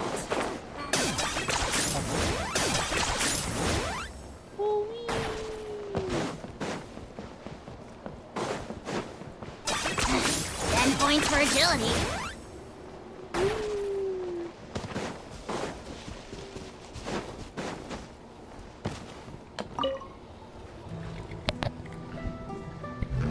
Goodness me, that is a very bold idea. Maybe so, but we have to act fast. What's the quickest way for us to block off the spouts? From a technical perspective, I'd have to advise taking some measurements and carefully planning this out first. But I'm guessing that's not what you want to hear. Then we'll have to take the rough and ready approach. See the solid phlogiston over there? Our prior inspections revealed that some kind of stable structure has formed inside, making it highly damage resistant. It's not without its weak points, but unless they're all struck at the same time, the structural integrity won't be threatened. So, what happens if we do strike them all at once? It'll collapse. Okay, I see where you're going with this. Yeah, you got it. As long as you hit all the weak spots at once from the right angle, the solid phlogiston will fall right on top of the spout and block it up. You're right about rough and ready. Sounds like my kind of plan.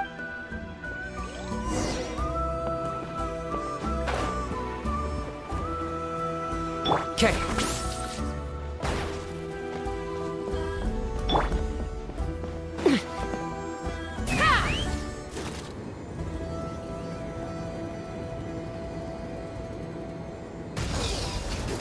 Look! There's a chunk of solid phlogiston right over that spout!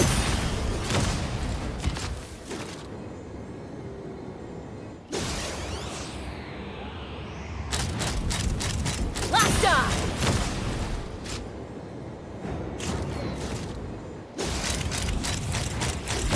Locked on!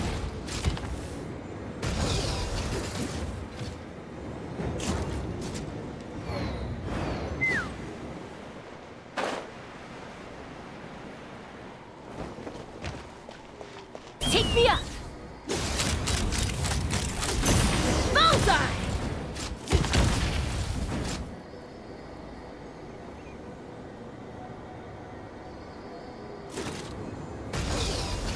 Yeah!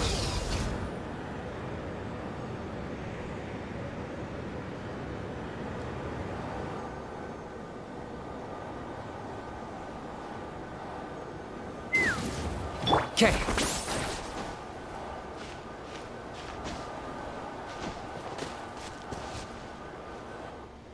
It actually worked! But wait, how are Paimon and the Traveler supposed to get up there? Koya can give you a lift. She's actually been following us this whole time. Wow, Paimon didn't notice at all. Well, probably because she didn't want to get too close to humans. Or maybe just me. But right now, we need her power. Whoa, you didn't even have to summon her. Yes, up there. That's probably where Chime is. All right, let's go have a little talk with this T'Pol. Patya niya na si Tipal. Fucking useless. Let's fly!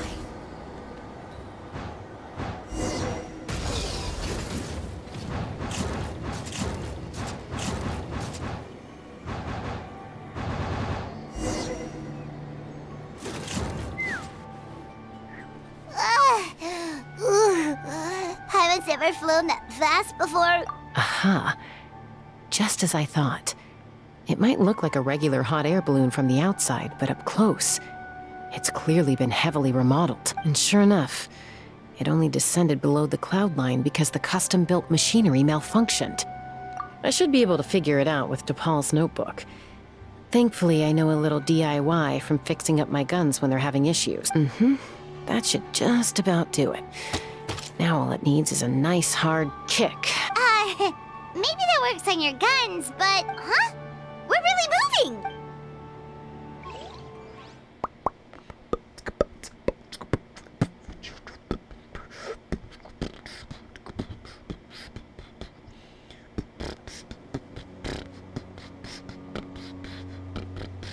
Here it is!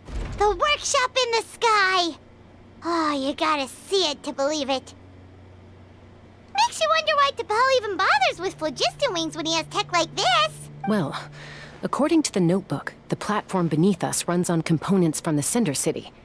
Those can't be mass-produced. Also, I have some doubts about its mobility after seeing how it moved just now. For someone like T'Pol who dreams of flying freely, this definitely doesn't cut it. But if he's got that relic, he should be able to make a set of prototype wings for himself, right? Why bother making a whole flying workshop so he can mass produce them? But this doesn't add up. If he's already achieved the power of flight, then he must have bigger dreams we don't know about. But what? With any luck, we'll find the answers in his workshop.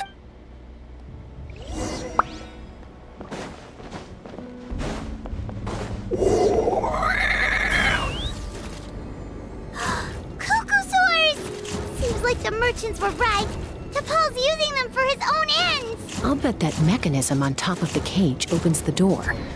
Let me give it a try.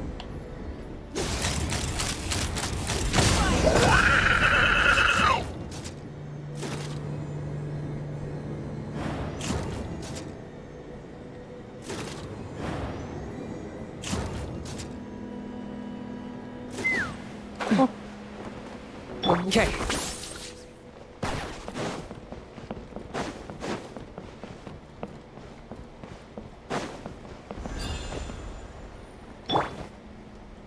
Let's fly.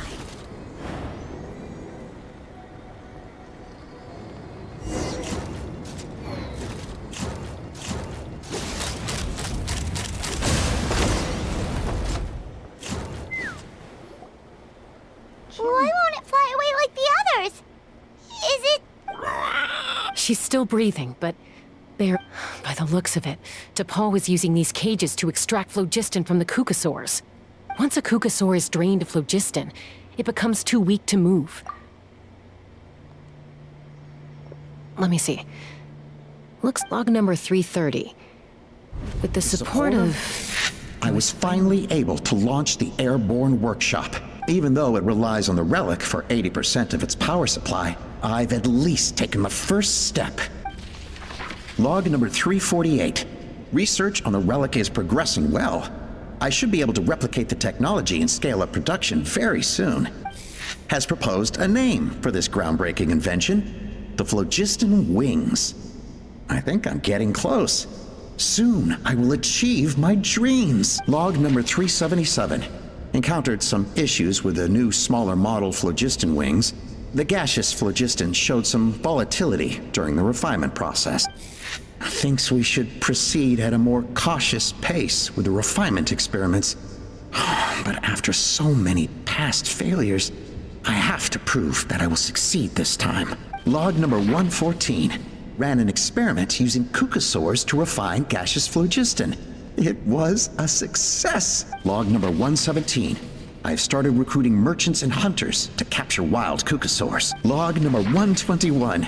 Major breakthrough in the efficiency of phlogiston yield. Huh? So many parts have been crossed out! Yeah, probably the contact he alluded to in his other notebook. Guess he has a benefactor. Did anyone else notice how the numbering system in this notebook suddenly changed halfway through?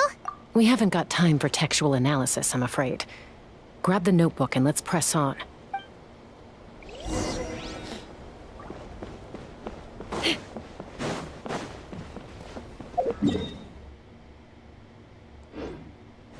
Huh.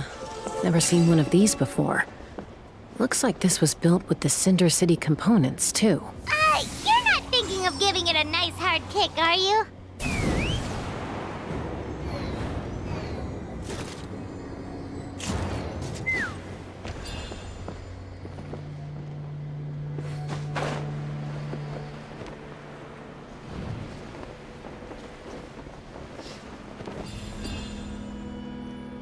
Let's fly.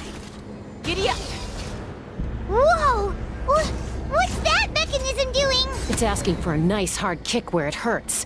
Aim for the weak spot.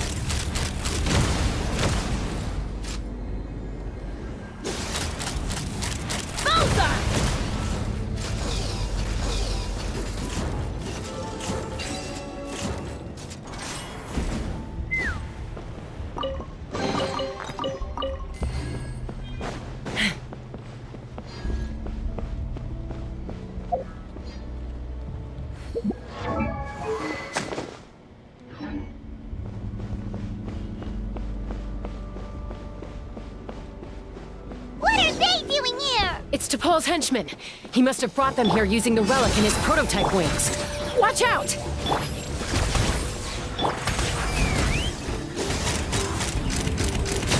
Locked on!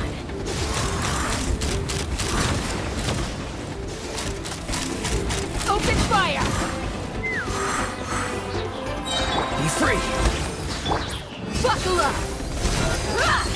Go! You're free now! Let's fly! Open fire!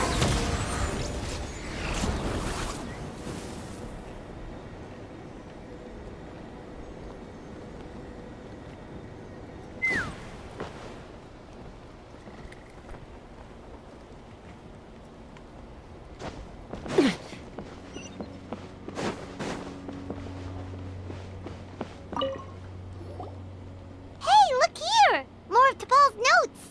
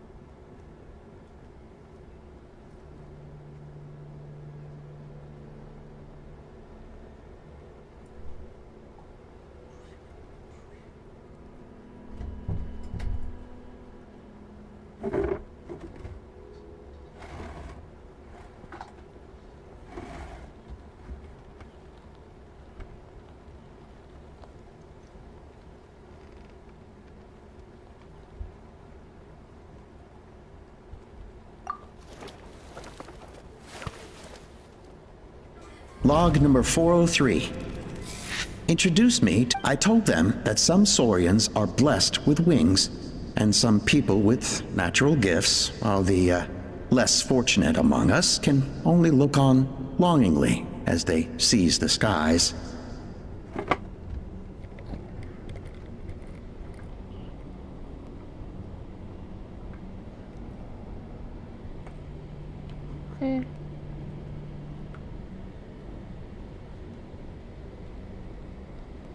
But I also told them that progress can erase individual differences.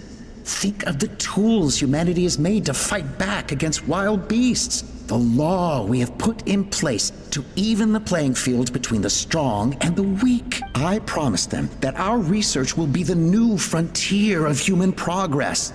With our phlogiston wings, the power of flight will no longer be for a select few to enjoy. Imagine a world where the skies are for all to share. I only hope that when we finally achieve this goal, we'll be proud. Imagine a world where the skies are for all to share. Yes, what a wonderful world that would be. If only it were possible. We could respond faster, and so many tragedies could be prevented. But T'Pol, what about the Saurians you're draining dry of phlogiston? You're not sharing the sky, you're stealing it. Bad move. I won't let you get away with it. I'm fine. Let's keep moving. Sorry for that. Take me up!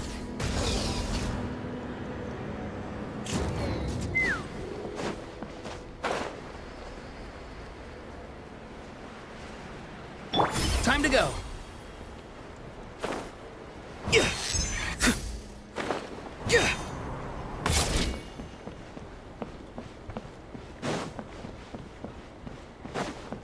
Ari tong anak niya, di ba? Not too far now. Locked on! Fire in the hole! Ay, ate. Ulti.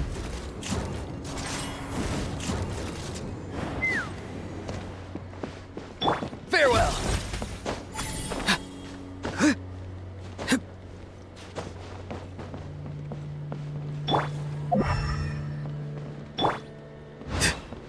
Oh no. Okay. Holy shit. I'm dead. I'm 100% dead. Ah, I'm dead. I'm dead.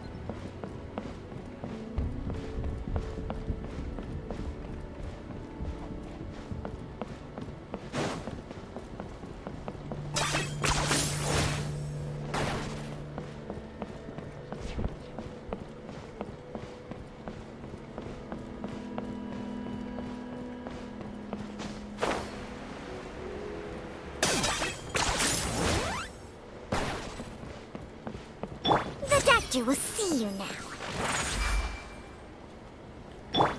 Take me up! Bullseye! Open fire!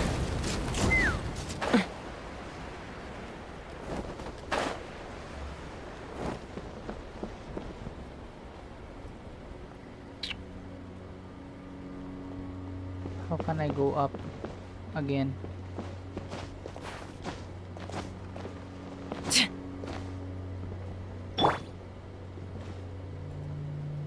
Shit. I'm dead.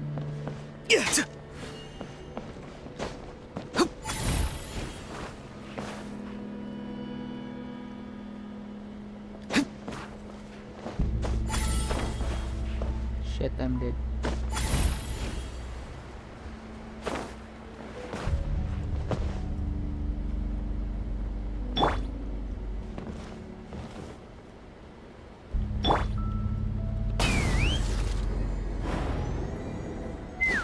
Okay.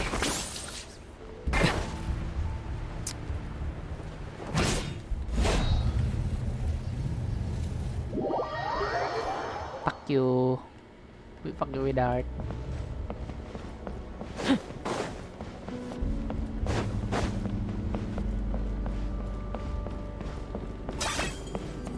Are you running? Time to go. Yun lang.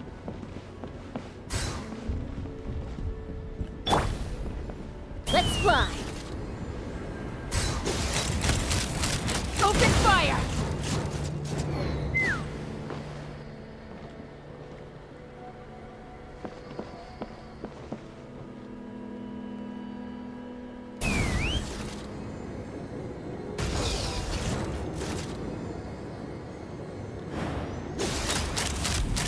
Locked on!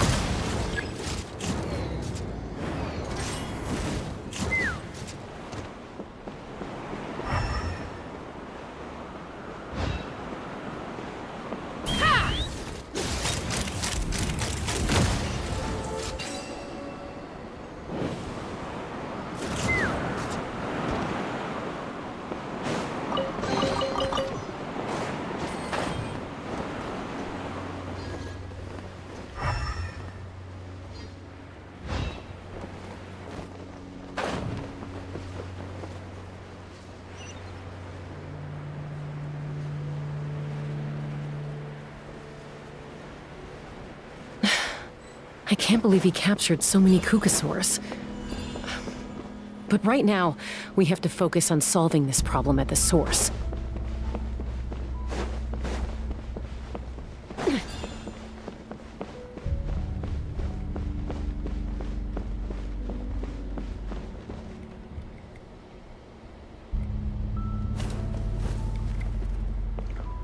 Looks like we've reached the center of the workshop.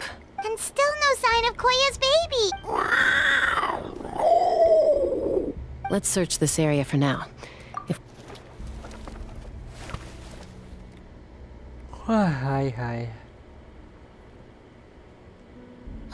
Chaska, Traveler, come quick! What is it? Did you find Chime? Not yet, but look! It's another one of T'Pol's notebooks!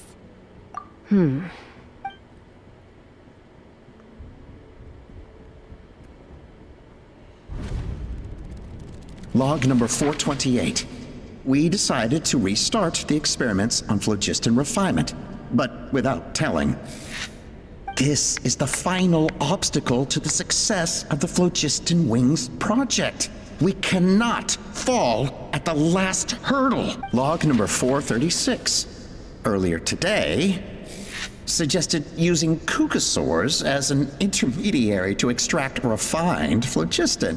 It's certainly feasible, but anyway, as long as our secret experiment succeeds, I'm sure won't bring it up again. Log number 443. We will conduct the experiment tomorrow.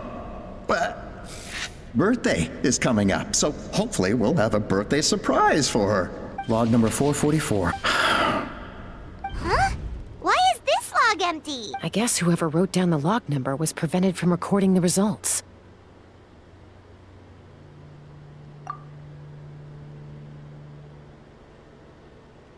Log number 0.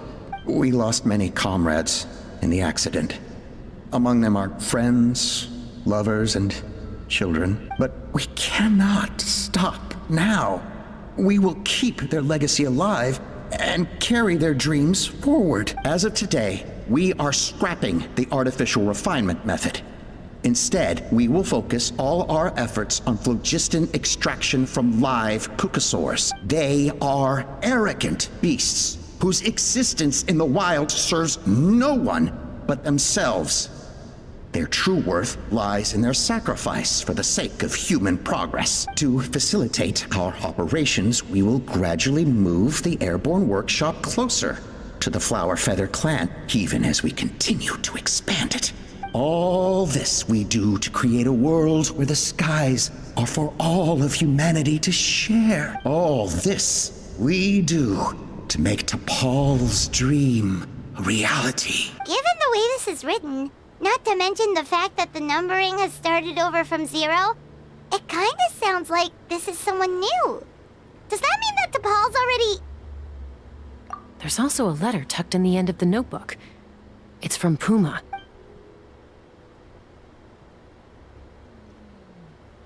T'Pol, I don't know where you are right now, so I don't know how to reach you. My best bet is to send this letter to the Flower Feather clan. Your father is gravely ill. Oh, I know we've had our differences in the past, but he is still your father. Won't you come and visit him? Please, I know you never liked him and cared even less for me. All you ever yearned for is the sky. And your birth mother. But we'll still be waiting here for you if you do come back. This may be the last chance you'll get to see your father. So Puma's not T'Pol's real mom? Huh. Well, she did say he never called her mom, but I might assume she was just venting. We know that T'Pol's father passed away quite recently, and this letter looks recent. By contrast, the writing in this notebook is old and faded. It looks like the real reason T'Pol didn't attend his father's funeral is because he'd long since passed away himself.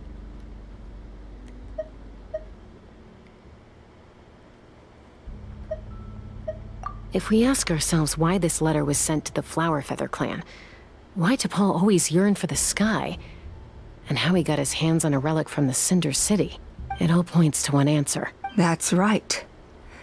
T'Pol was my child. He was born during my days as a wingless wanderer. His birth gave me new hope. I wanted to become the kind of mother who spent her days as a valiant rider, soaring the skies. Not an aimless, wingless nobody. But his father wanted to settle down, to give his child a safe, sheltered life in his tribe. We fought about it constantly, until the love we once had for each other was gone. He started a new family, with another traveler who was also looking to return home. And I went back to the Flower Feather clan, alone. Oppa? I had no idea that despite being raised among the children of echoes, my child still harbored dreams of the skies. Can you imagine, Chaska? The joy and surprise I felt when he showed up at my door, asking to join the flying trials. Or how proud I was when he said he wanted to prove his own worth, rather than relying on my position as elder. And then the anguish that overcame me when he was rejected by the Cucusaurs and became wingless, just as I had after my injury. You've got a lot of nerve showing your face here. Don't take this the wrong way, Chaska. I'm not here for a fight. I just want to talk. Isn't that your preferred way to resolve things? I trust you've learned of Tepal's wish on your way here. A world where the skies are for all of humanity to share. If only his dream can be realized, no one will ever have to lose their wings again. Our aerial prowess will be greater than ever before. War will never again come at such a great cost. The loss of Koichi is a tragedy that need never be repeated. So tell me, Chaska, do you really wish to see the phlogiston wings forever grounded and gathering dust? Nothing you've said excuses all the conflict you've caused. You mean the argument back at the tribe? It was a necessary measure. Sometimes this is the only way to accelerate the pace of progress. Is a mother harming her children when she coaxes them into swallowing a bitter pill? Of course not. It is a brief moment of suffering for the greater good, and the child would come to understand this in due course. The phlogiston wings are that bitter pill. We will never progress as a tribe if we cling to the scraps the Cucusaurs offer us. Once the people have embraced the phlogiston wings, they will never look back. Even if they learn how the refined phlogiston is sourced, they will convince themselves that the sacrifice of a few Cucusaurs is a small price to pay for our dominion over the skies. But this I had not anticipated. I barely had the chance to introduce the phlogiston wings to the tribe before you found this place. Your plan was hardly foolproof. Yet, it can still be salvaged. Chaska, traveler, you are the hope of humanity. I'm sure you have your doubts about my methods, but know that my love for humanity and for Natlan is genuine. You know me, Chaska. And you know that I've always treated everyone in the Flower Feather clan as my own children, as fellow humans. Surely you can understand my perspective. Hey, quit the quips! This is serious! Oppa, Natlan doesn't belong to humans alone. And truthfully, neither do I. How many times has the Abyss invaded Natlan now? And yet despite how much stronger it is than us, Natlan still stands as a nation of humans and Saurian. Peace imposed by force will crumble in a matter of days, because social bonds are what hold a civilization together. Weren't you the one that taught me that? And yet you would break the bond we share with our Saurian companions to take more power for ourselves? That's as stupid as hacking your own arm off to use it as a club. They are wild beasts, driven purely by instinct. How could they possibly understand human social bonds? How did someone like her ever become a writer?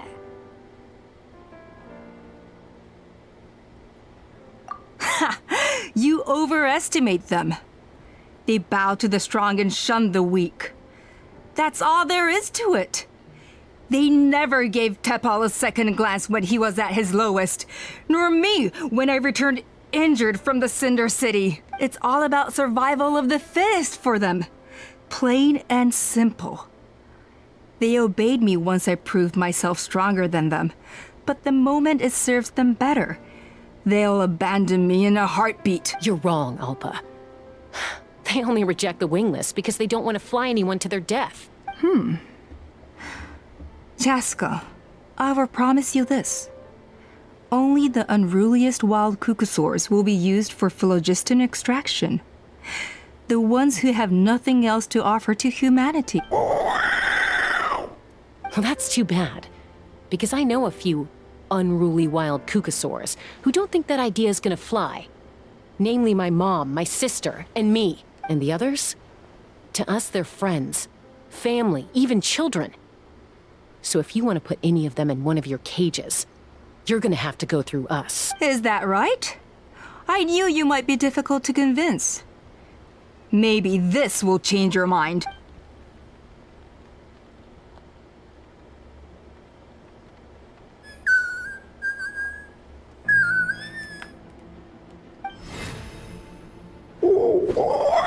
Chime!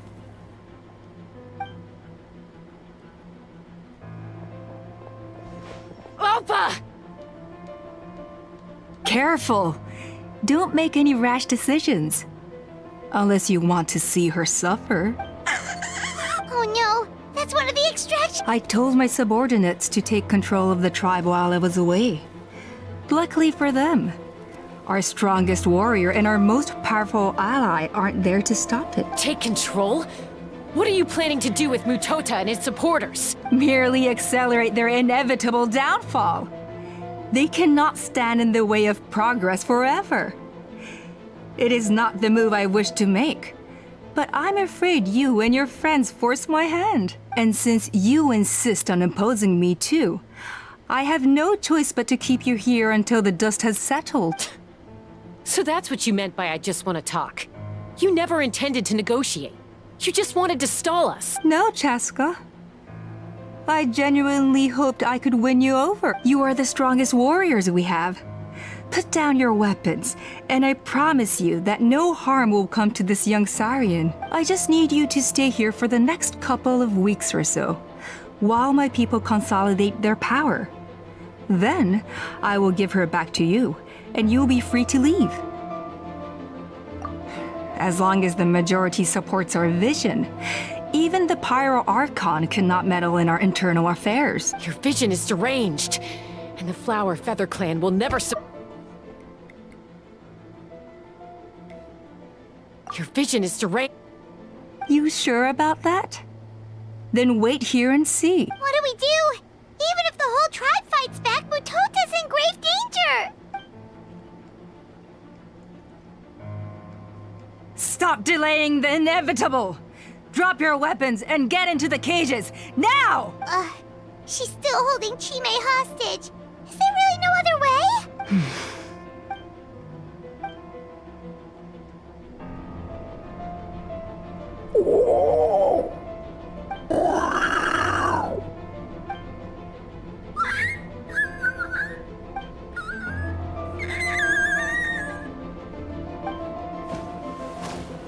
Koya? Huh? What are you yapping about? Stand down. Drop your... Ah! Ah! No! The relic!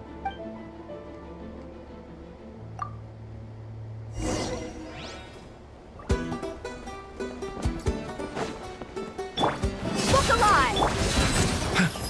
Not too far now. Let's fly!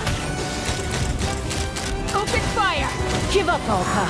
We're negotiating my way now, and this ain't your strong suit. Just shut up! Ah! Help! Anybody!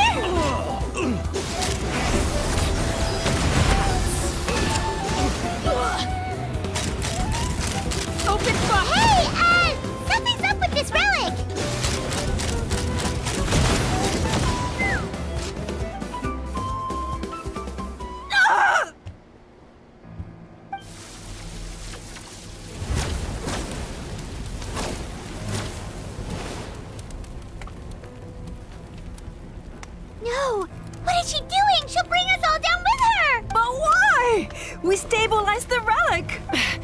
Maybe it got damaged in the fight. If we don't think of something... No.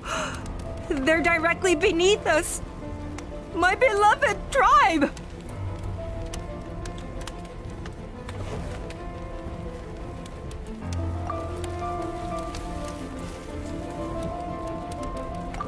Okay.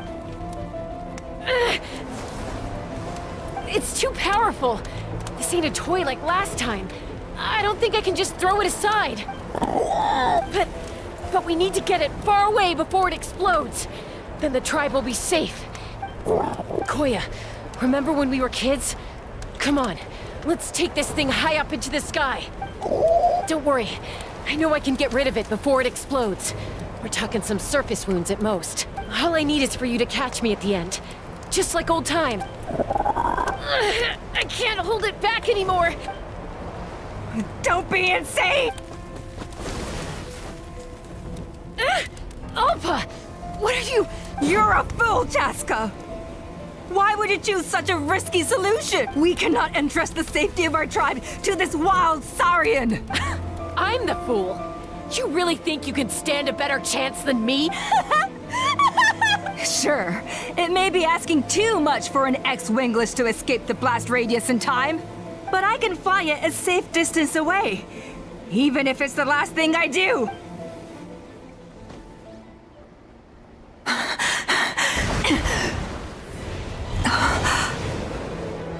Here, these should be high enough to save the clan. What? You don't get to die a hero today.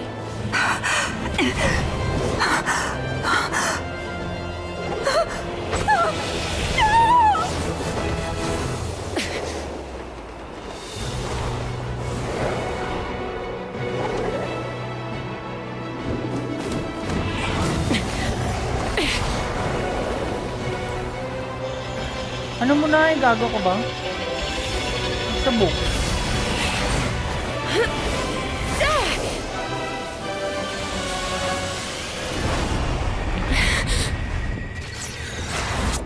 Patay. Useless bit.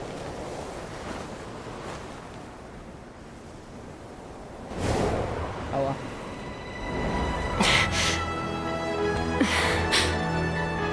Nabi ko useless bit na naman.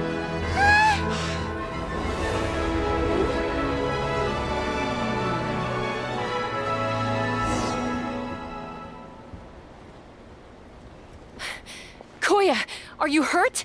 Let me take a look at you. What do you mean, I'm fine? Didn't I tell you to catch me on your back? Why did you try to shield me from the blast? Accident? Yeah, right. Seriously, you're as stubborn as ever. Chaska! Koya! How are things looking here?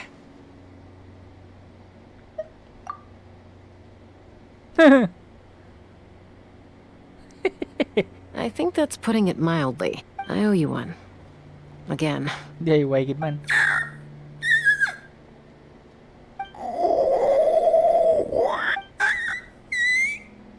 Oh, but be honest. Do you still think Kukasaurs can't form bonds? Mom, I'll figure out the refinement problem. I'll find a way. You don't need to worry about it. I just need some more time. That's all I ask.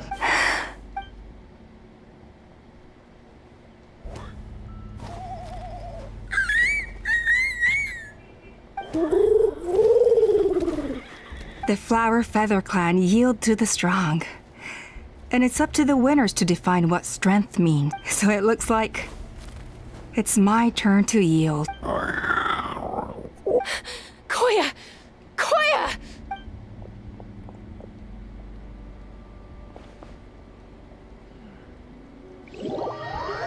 Okay, patay.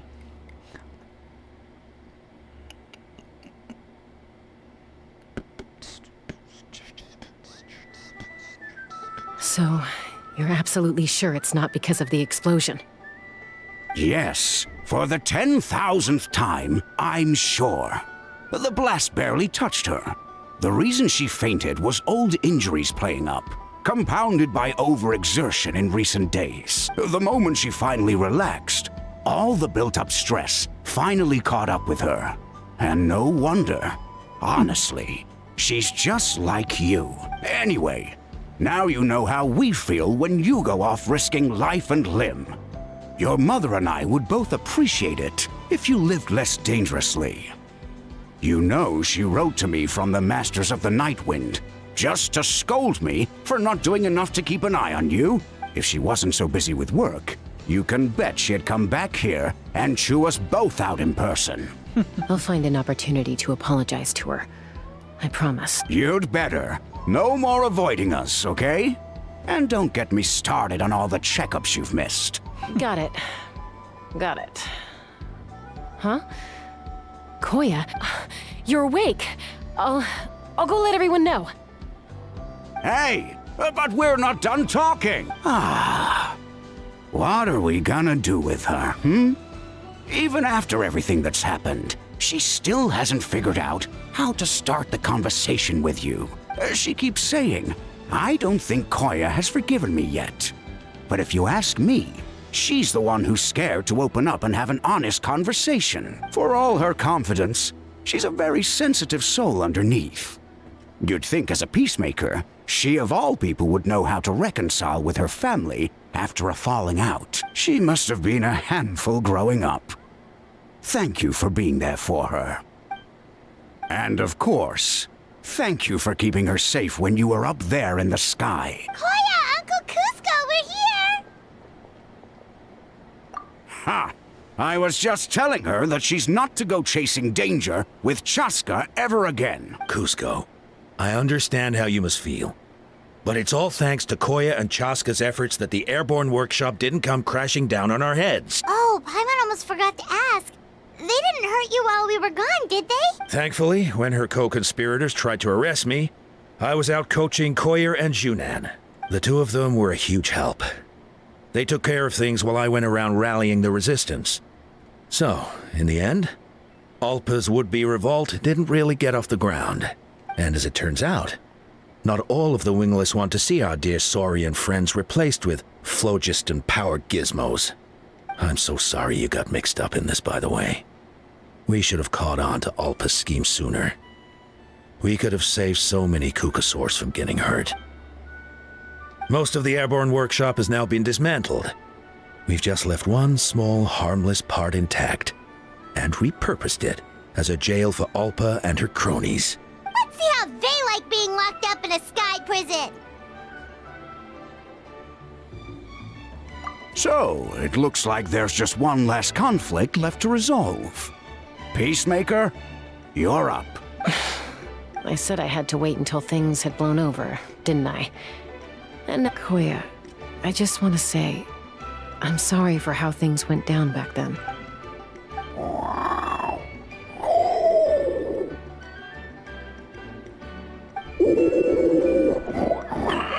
Huh?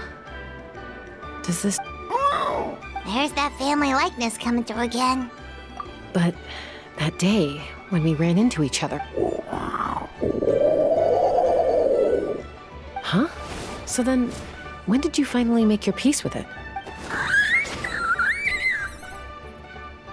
Oh, it's Chime and Chimpu! They're here too!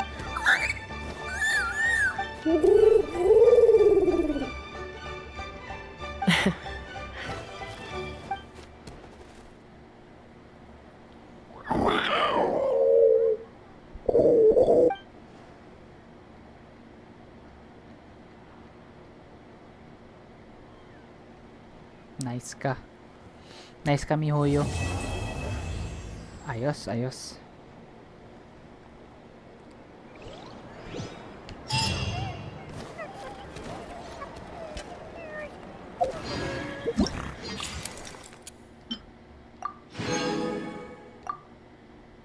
Ayos, ayos.